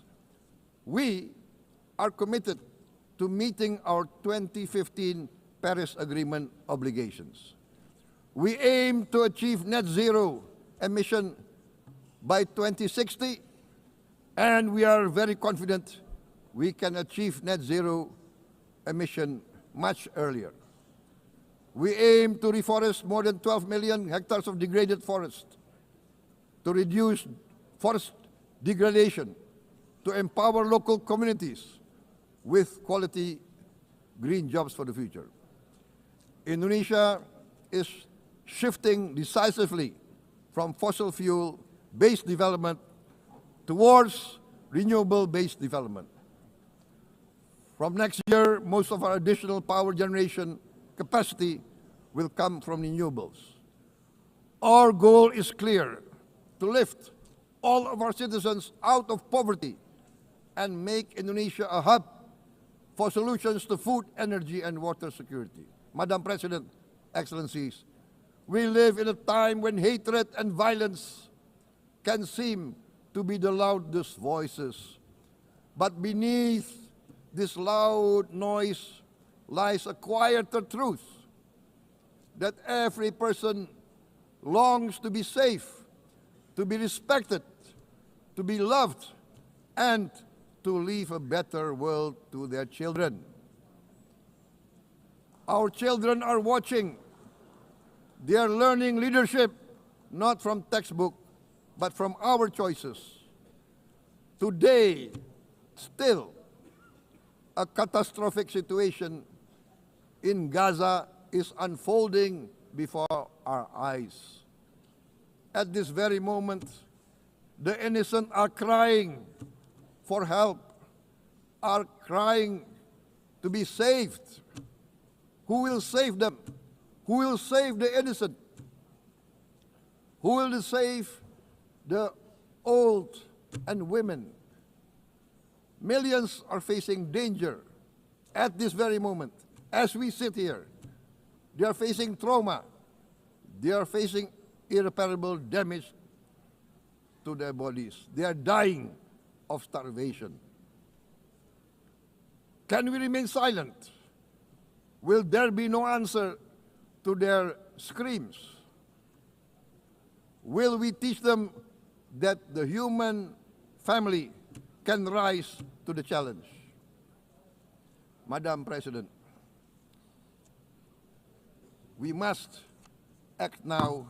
Many speakers have said that.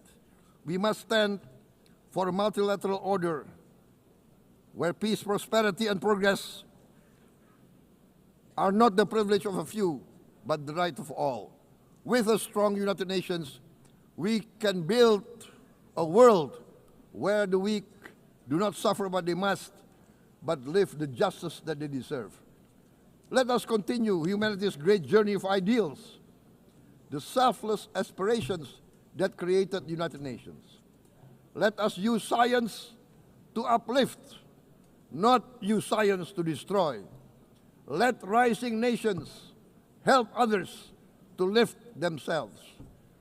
I am convinced that the leaders of the great world civilizations of the West, of the East, of the North, of the South, leaders of America, Europe, of India, China, the Islamic world, the whole world, I am convinced they will rise to their role demanded by history. We are all hopeful that the leaders of the world will show great statesmanship, great wisdom, restraint, humility, overcome hate, overcome suspicion. Madam President, distinguished delegates, we are greatly heartened by the events of the last few days, where significant leading countries of the world have chosen to side with history, to choose the right side of history, the path of the moral high ground, the path of rectitude, the path of justice, the path of humanity, to shun hatred, to overcome suspicion, and to avoid the use of violence. The use of violence will beget violence. No one country can bully the whole community of the human family.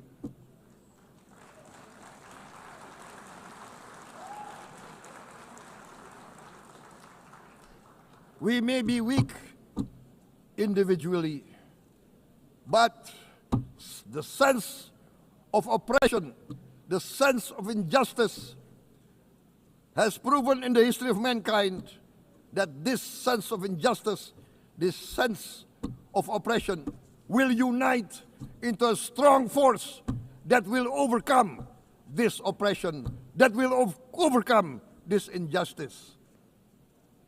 To close, I would like to reiterate again Indonesia's complete support for the two-state solution in Palestine.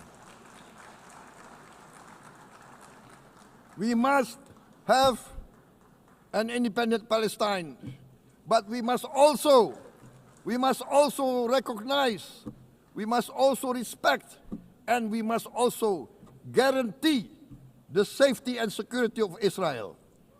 Only then we can have real peace, and no longer hate and no longer suspicion. The only solution is this two-state solution. Two descendants of Abraham must live in reconciliation, peace, and harmony. Arabs, Jews, Muslims, Christians, Hindus, Buddhists, all religions, we must live as one human family. Indonesia is committed to being part of making this vision a reality. Is this a dream? Maybe, but this is the beautiful dream that we must work together towards. Let us work towards this noble goal. Let us continue humanity's journey of hope, a journey started by our forefathers, a journey that we must complete. Thank you. Wassalamualaikum warahmatullahi wabarakatuh.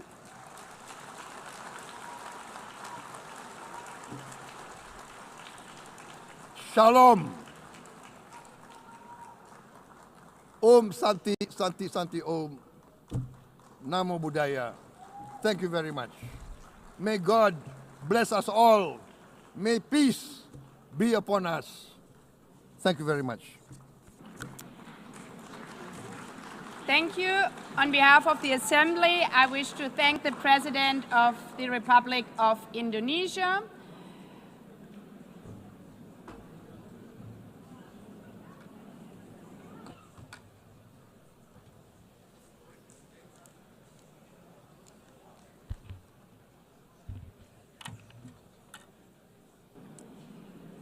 The Assembly will hear an address by His Excellency Recep Tayyip Erdogan, President of the Republic of Turkey. I request protocol to escort His Excellency and invite him to address the Assembly.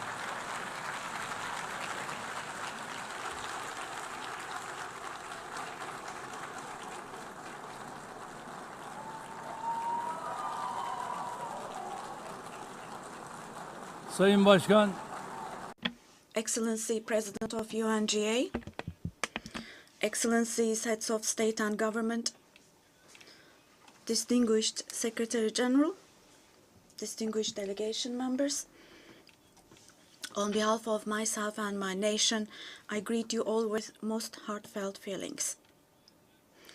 I wish for the 80th United Nations General Assembly to bring blessings to all humanity. I am deeply honored to address you once again from this podium, which represents the collective conscience of humanity. I congratulate Mr. Young, who has completed his term as President of the General Assembly, and I wish success to Ms. Baerbock, who has taken over this position. At the outset of my speech, I would like to first express my regret at the absence today of the President of the State of Palestine, Mahmoud Abbas, at a time when Palestine is being recognized by an increasing number of countries.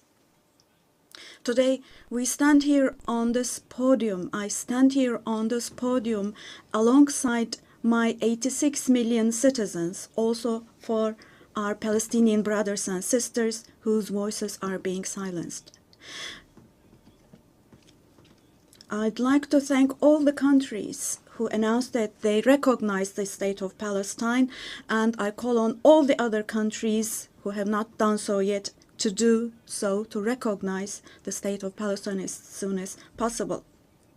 Esteemed President, distinguished members, the United Nations Charter was signed in San Francisco 8 years ago, and it entered into force on October the 24th, 1945. I would like to recall here again the first words of the first article of the UN Charter. Quote, "The purpose of the United Nations is to maintain international peace and security," unquote. As we celebrate the 80th anniversary of the UN in this hall, grave events are unfolding in many parts of the world that cast a shadow over the very first words of the UN Charter's opening article.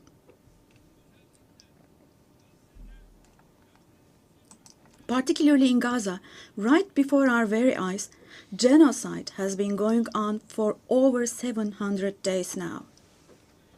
Even as we gather here, as we speak now, Israel is currently massacring civilians in Gaza.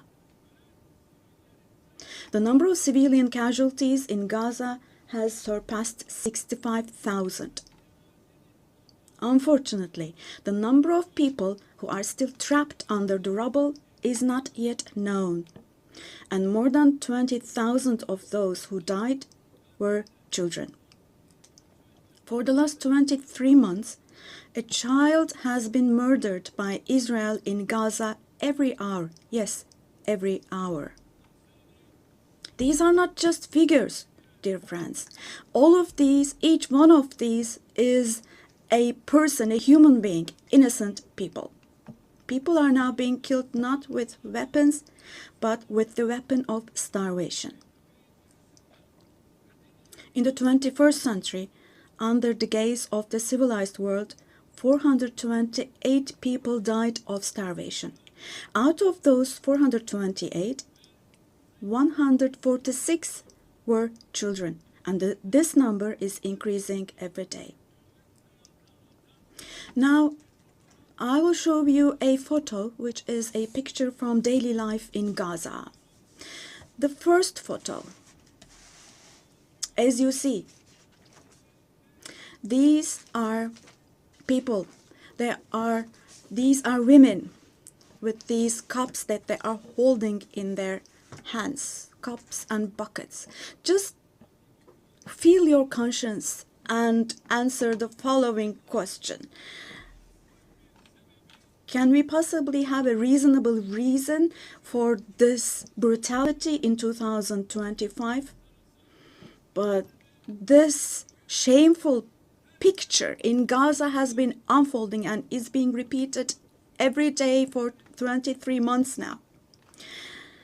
And there are 2.5 million Gazans who live in 365 square kilometers. And every day what happens is they are being dragged from one place to another. The healthcare infrastructure of Gaza is completely collapsed. Doctors have been killed, or they have disappeared while under custody. Ambulances have been hit. Hospitals targeted and destroyed. Treatment is not possible. Surgery is not possible. It's not possible to find medications.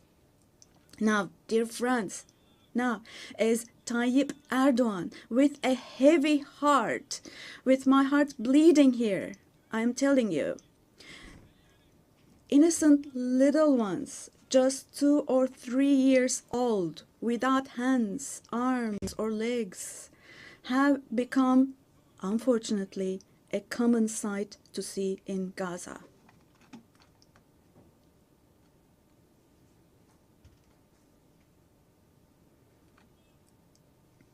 This one, What kind of a human conscience can possibly bear this? Possibly. How can one stay silent vis-a-vis this? In a world where children are dying of starvation and lack of medication, can we possibly have calm and peace? We all are parents. We have children or grandchildren who we dearly cherish. Here, say in America or in Europe, anywhere in the world, when a small rose thorn hurts a child's hand, the hearts of parents break. But in Gaza, children's hands, arms, and legs are being amputated without anesthesia. Now, I'm extremely sorry to say, but this represents the lowest point of humanity. Human history has not witnessed such bloodshed within the last century. All of this is happening before our very eyes. The genocide in Gaza is being broadcast live every moment through the media and social media. So far, Israel has deliberately killed 250 journalists working in national and international media in Gaza.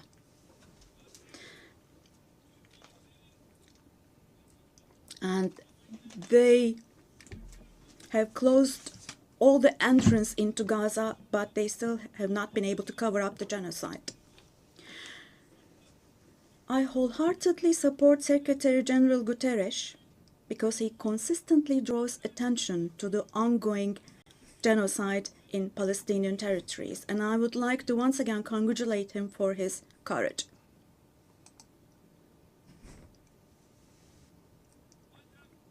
But the United Nations has not even been able to protect its own personnel in Gaza, unfortunately.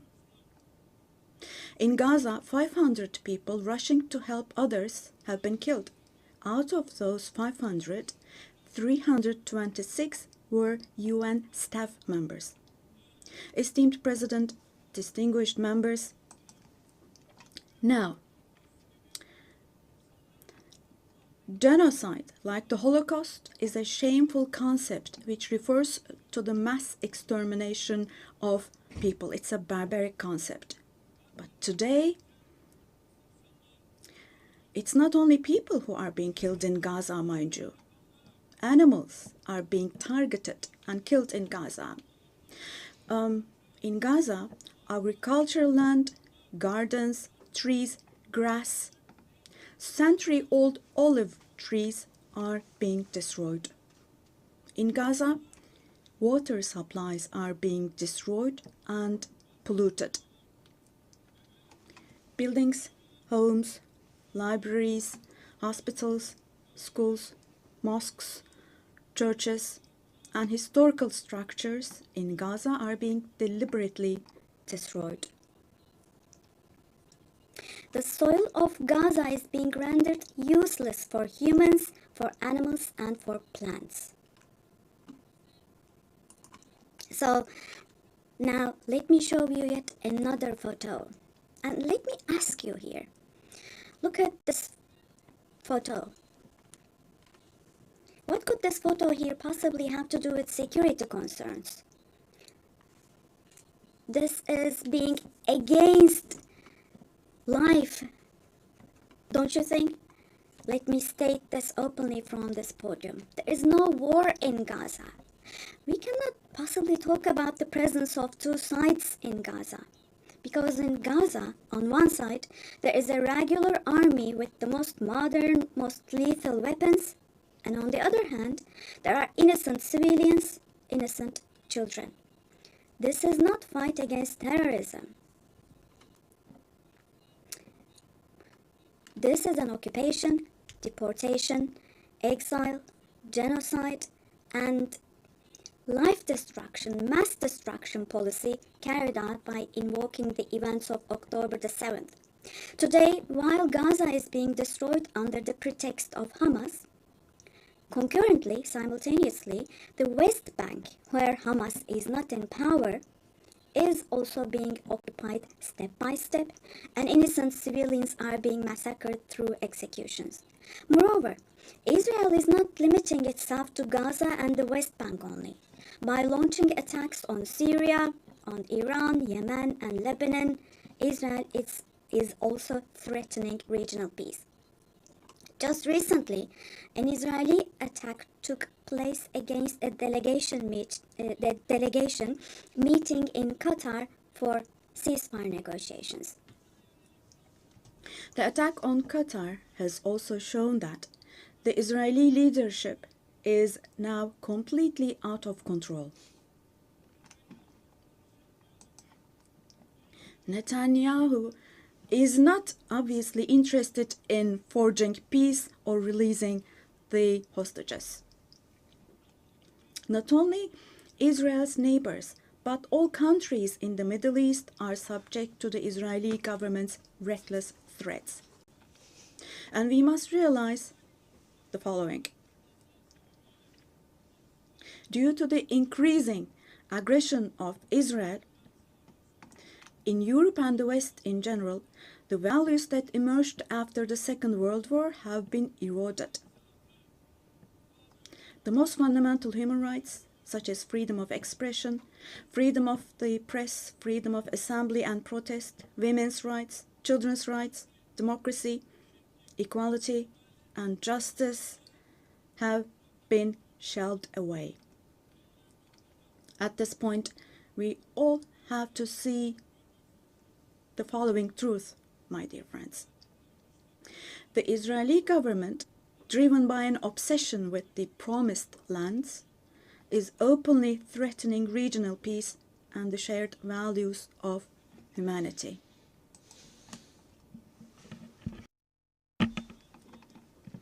Three celestial religions. Jerusalem hosts all three celestial religions and a common inherited holy place, Al-Quds, is holy for all three religions. This madness disturbs conscientious Jews. It fuels anti-Semitism around the world. We cannot continue with this madness anymore.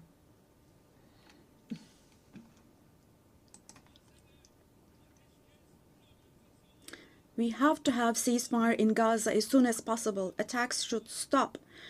Humanitarian aid should be able to enter with no obstacles. The genocide team should be held accountable vis-à-vis international law.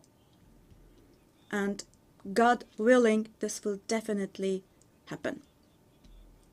Vis-à-vis the barbarity taking place in Gaza, everyone who is keeping silent is accomplice to this barbarity. From here, I would like to call on all the heads of state and government. Today is the day. Today is the day to stand firm alongside the oppressed Palestinians and alongside humanity. While your peoples back home are reacting to the barbarity in Gaza, do show the courage to take action here. Fulfill your humanitarian duty toward Gaza, where children are raising children. On this occasion, I would like to say the following. There are peoples all around the world who are taken to the streets. Unarmed activists and volunteers from different countries of the world, academicians, students, journalists, everyone, all the defenders of Palestine. I would like to say to them, thank you so much, and clear bows and favorable winds for their actions. Esteemed delegation members, for 13 years, I have spoken to you from this platform about the oppression and conflicts in our neighbor, Syria. Just as I raise my voice today for the oppressed people of Gaza, likely for 13 years, I have also drawn attention to the cries of the Syrians, and here I became their voice and breath as well. The persecution that caused the death of 1 million people and that forced millions more to flee their homeland has, thankfully, become a thing of the past with the December 8th revolution. Our Syrian brothers and sisters opened the doors to a new period as of December the 8th. I believe that the people of Syria who fought against a bloodthirsty regime will also be able to carry the victory they achieved at great cost to its rightful place, God willing. We'll support with all our means the vision of a one and unified Syria with no forms of terrorism, especially ISIS, being present. A free Syria where security is established is what we want. As stability takes root in Syria, the winners for sure will be all the neighboring countries, our entire region, along with Syrians. And the brotherly countries in the Gulf. I would like to thank them for their contributions for Syria to recuperate. All the regional and international actors who share the same principles with us, God willing, we will continue with our cooperation with all those actors in the same manner. Esteemed friends, we hope that the nuclear issue with our neighbor Iran will be resolved through diplomacy as soon as possible. It should not be forgotten that our region cannot tolerate yet another crisis.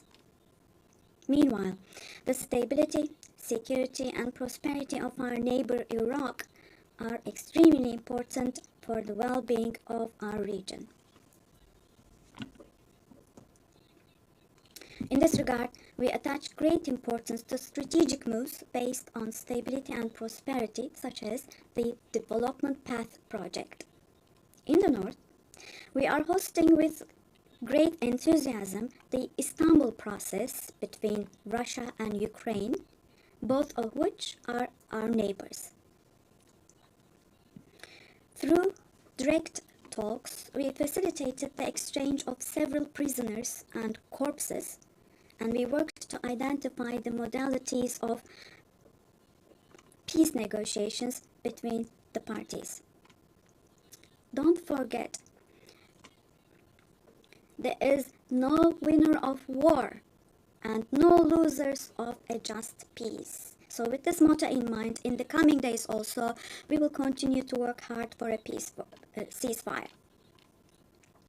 Meanwhile, we have encouraged the parties from the very beginning to establish peace between Azerbaijan and Armenia. We are pleased that steps were taken on August the 8th, steps that will enable the establishment of lasting peace between the two countries. I would like to once again congratulate the President of Azerbaijan, Ilham Aliyev, the Prime Minister of Armenia, Nikol Pashinyan, and the American President Donald Trump, who contributed to this process, and I would like to congratulate them. On this occasion, I would also like to state that the normalization process between our country and Armenia is progressing as planned. Within the scope of the Ankara process, which is another of our mediation activities, we continue our efforts to resolve the conflict between Somalia and Ethiopia. I hope that the parties will successfully conclude this genuine initiative as soon as possible. Distinguished delegation members, we have been implementing the Montreux Convention, which guarantees security in the Black Sea. And we have been implementing this convention impartially and to the letter for exactly 89 years now. We want to see the Aegean Sea and the Eastern Mediterranean as a basin of stability and prosperity where the legitimate interests of all parties involved are respected. We are ready for constructive cooperation on all issues, particularly on energy and the environment, and we expect the same approach from our neighbors. On this occasion, I would like to particularly underline that projects which exclude Turkey and the Turkish Republic of Northern Cyprus in the Eastern Mediterranean, such projects which exclude us will not be successful.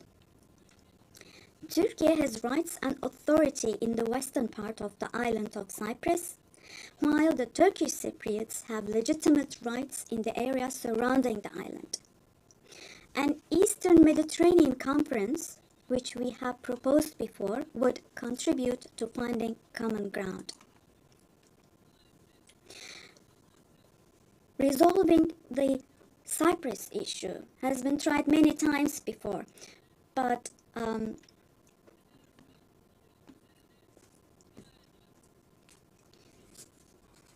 due to the rigid stance of the Greek Cypriot side, no resolution has been found. We cannot possibly have this as a foundation for a resolution of the issue. There are two separate states and two separate peoples on the island of Cyprus. Turkish Cypriots are equal owners of the island and they will not accept being a minority. The international community must put an end to the unfair and inhumane isolation that the Turkish Cypriots have been subjected to for half a century now. I reiterate the call I made at the last 3 UN General Assemblies. Let me repeat. I call on the international community to recognize the Turkish Republic of Northern Cyprus and to establish diplomatic, political, and economic relations with it. Esteemed President, distinguished members, in the coming period, we desire a new beginning and vision in Turkey-European Union relations. This should not be a vision that just saves the day, but rather a vision that redefines the horizon and shapes our shared future.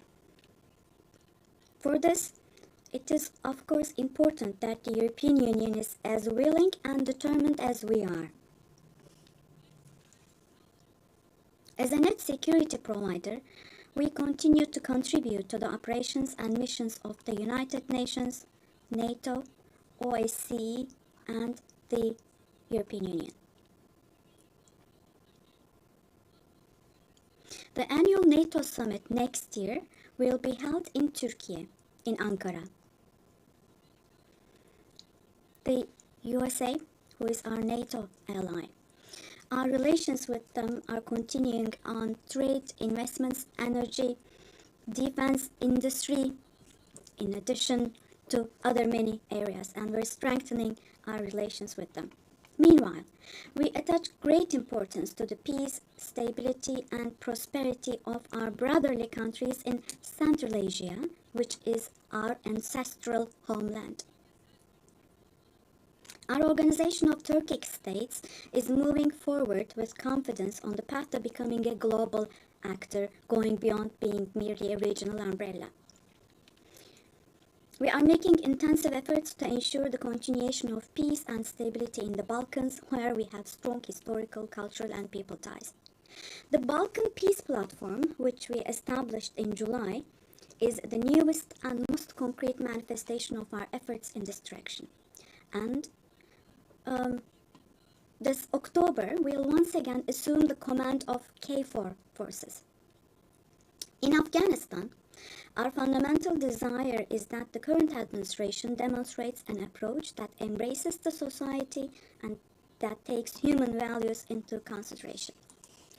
In this process, it is essential that the international community does not leave Afghan people alone, and as Turkey and as the Turkish nation will stand by the Afghan people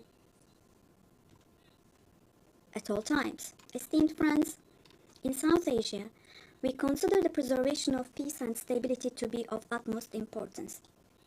We are pleased with the ceasefire achieved following the tensions last April between Pakistan and India, the tension which had escalated into a conflict. It is important to see a cooperation between the two countries when it comes to counterterrorism. The issue of Kashmir should be resolved on the basis of resolutions of the UN for the best for our brothers and sisters in Kashmir through dialogue, we hope. In the continent of Africa, from education to health, from infrastructure to in other areas, our relations are improving annually. And while providing all possible support to Somalia, we are also continuing our humanitarian aid activities. In Sudan, the conflict that has been going on for over 2 years saddens us deeply. Stopping the bloodshed in Sudan and establishing sustainable peace is the shared responsibility of the international community. And Turkey's efforts in this direction will continue. The Great Lakes region has suffered greatly from years of ongoing instability and conflict. Our hope is that these conflicts in the east of the Democratic Republic of the Congo will give way to lasting peace and stability. We wholeheartedly support the efforts being carried out under the mediation of the US and the facilitation of Qatar. The increasing terrorist activities in West Africa, particularly in the Sahel Basin, are also of great concern to us. We will continue our unwavering efforts to ensure peace, tranquility, and stability for the peoples of this region with whom we share historical ties. Latin America and the Caribbean region in a spirit of partnership and a win-win approach. We are determined to further strengthen the friendly ties we have established with all the countries in the region. Esteemed delegation members, increasing protectionist trends in international trade and disruptions in supply chains are leading to fundamental changes in the global economy. To successfully address current challenges, we support the reform of rules-based international trade, including the World Trade Organization. I believe access to affordable, safe, and sustainable energy is essential, particularly for developing countries, to be able to achieve their development goals.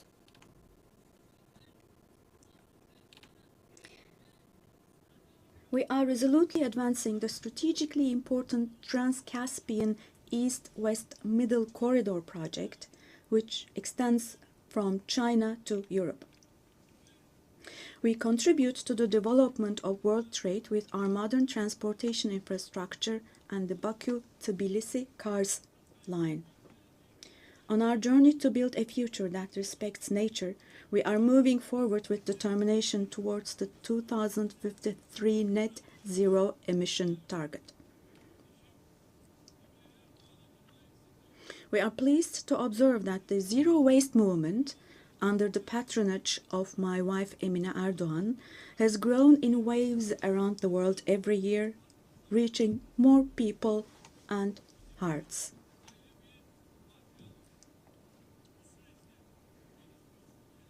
In this process, it is no longer a choice for developed countries to fulfill their responsibilities. It has now become an obligation for them. As one of the countries providing the most development aid in the world, we are striving to achieve the UN Sustainable Development Goals.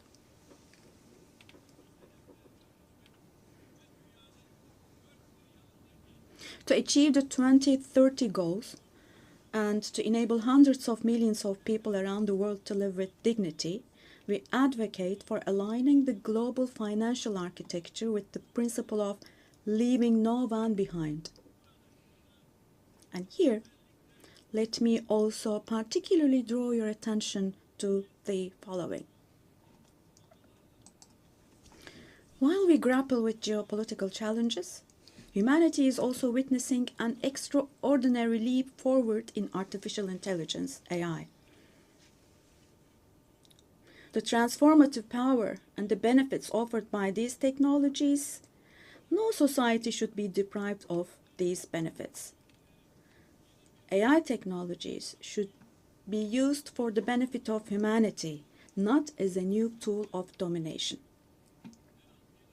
The UN Technology Bank for the Least Developed Countries, which we host in Turkey, plays a critical role in closing the digital and technological gap.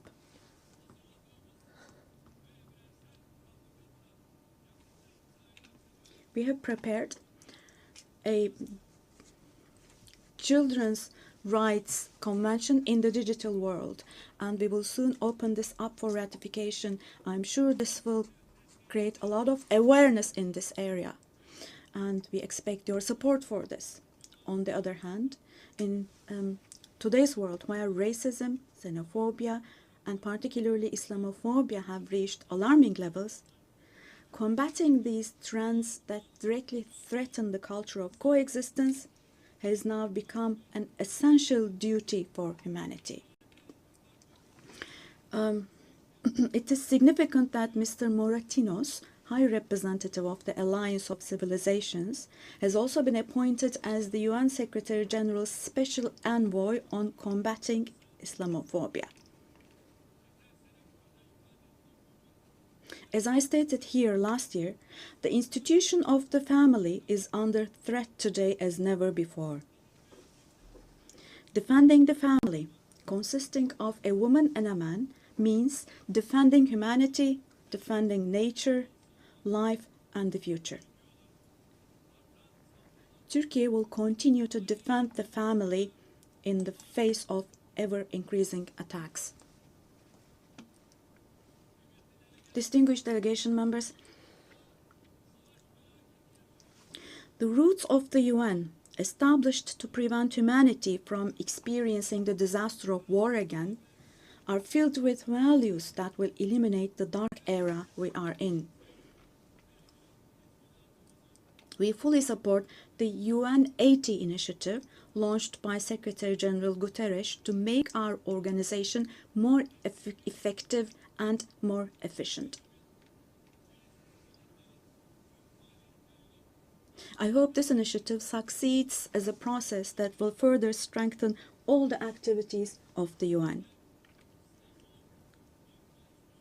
I express our readiness to provide strong support to this process, also driven by our vision of making Istanbul a UN hub. I sincerely believe that it is our shared responsibility to take steps that will restore the founding spirit of the UN in its 80th year. We will continue to say, the world is bigger than 5 until a system is established where the righteous are powerful, not the powerful are righteous. Our duty is not to abandon the system, but rather to repair it and to make it work again. Without a doubt, a more just, a fairer world is possible. Turkey will patiently continue its fight for the construction of a more just world. So may God help and aid us all. Once again, let me greet you all with kind regards and thank you.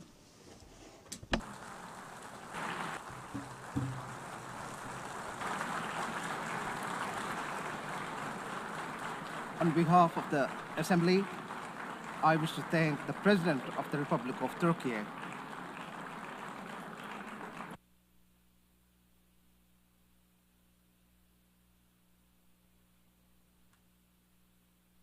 The Assembly will hear an address by Her Excellency Dina Ercilia Boluarte Segara, President of the Republic of Peru. I request protocol to escort Her Excellency and invite her to address the Assembly.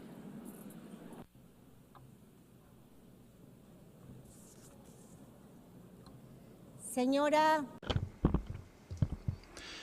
Madam President of the General Assembly, Annalena Baerbock, Secretary General of the United Nations, Antonio Guterres, ladies and gentlemen, heads of state, ladies and gentlemen present here in this august forum. Peru is the center and cradle of great millennial civilizations, the last of which was the Inca Empire,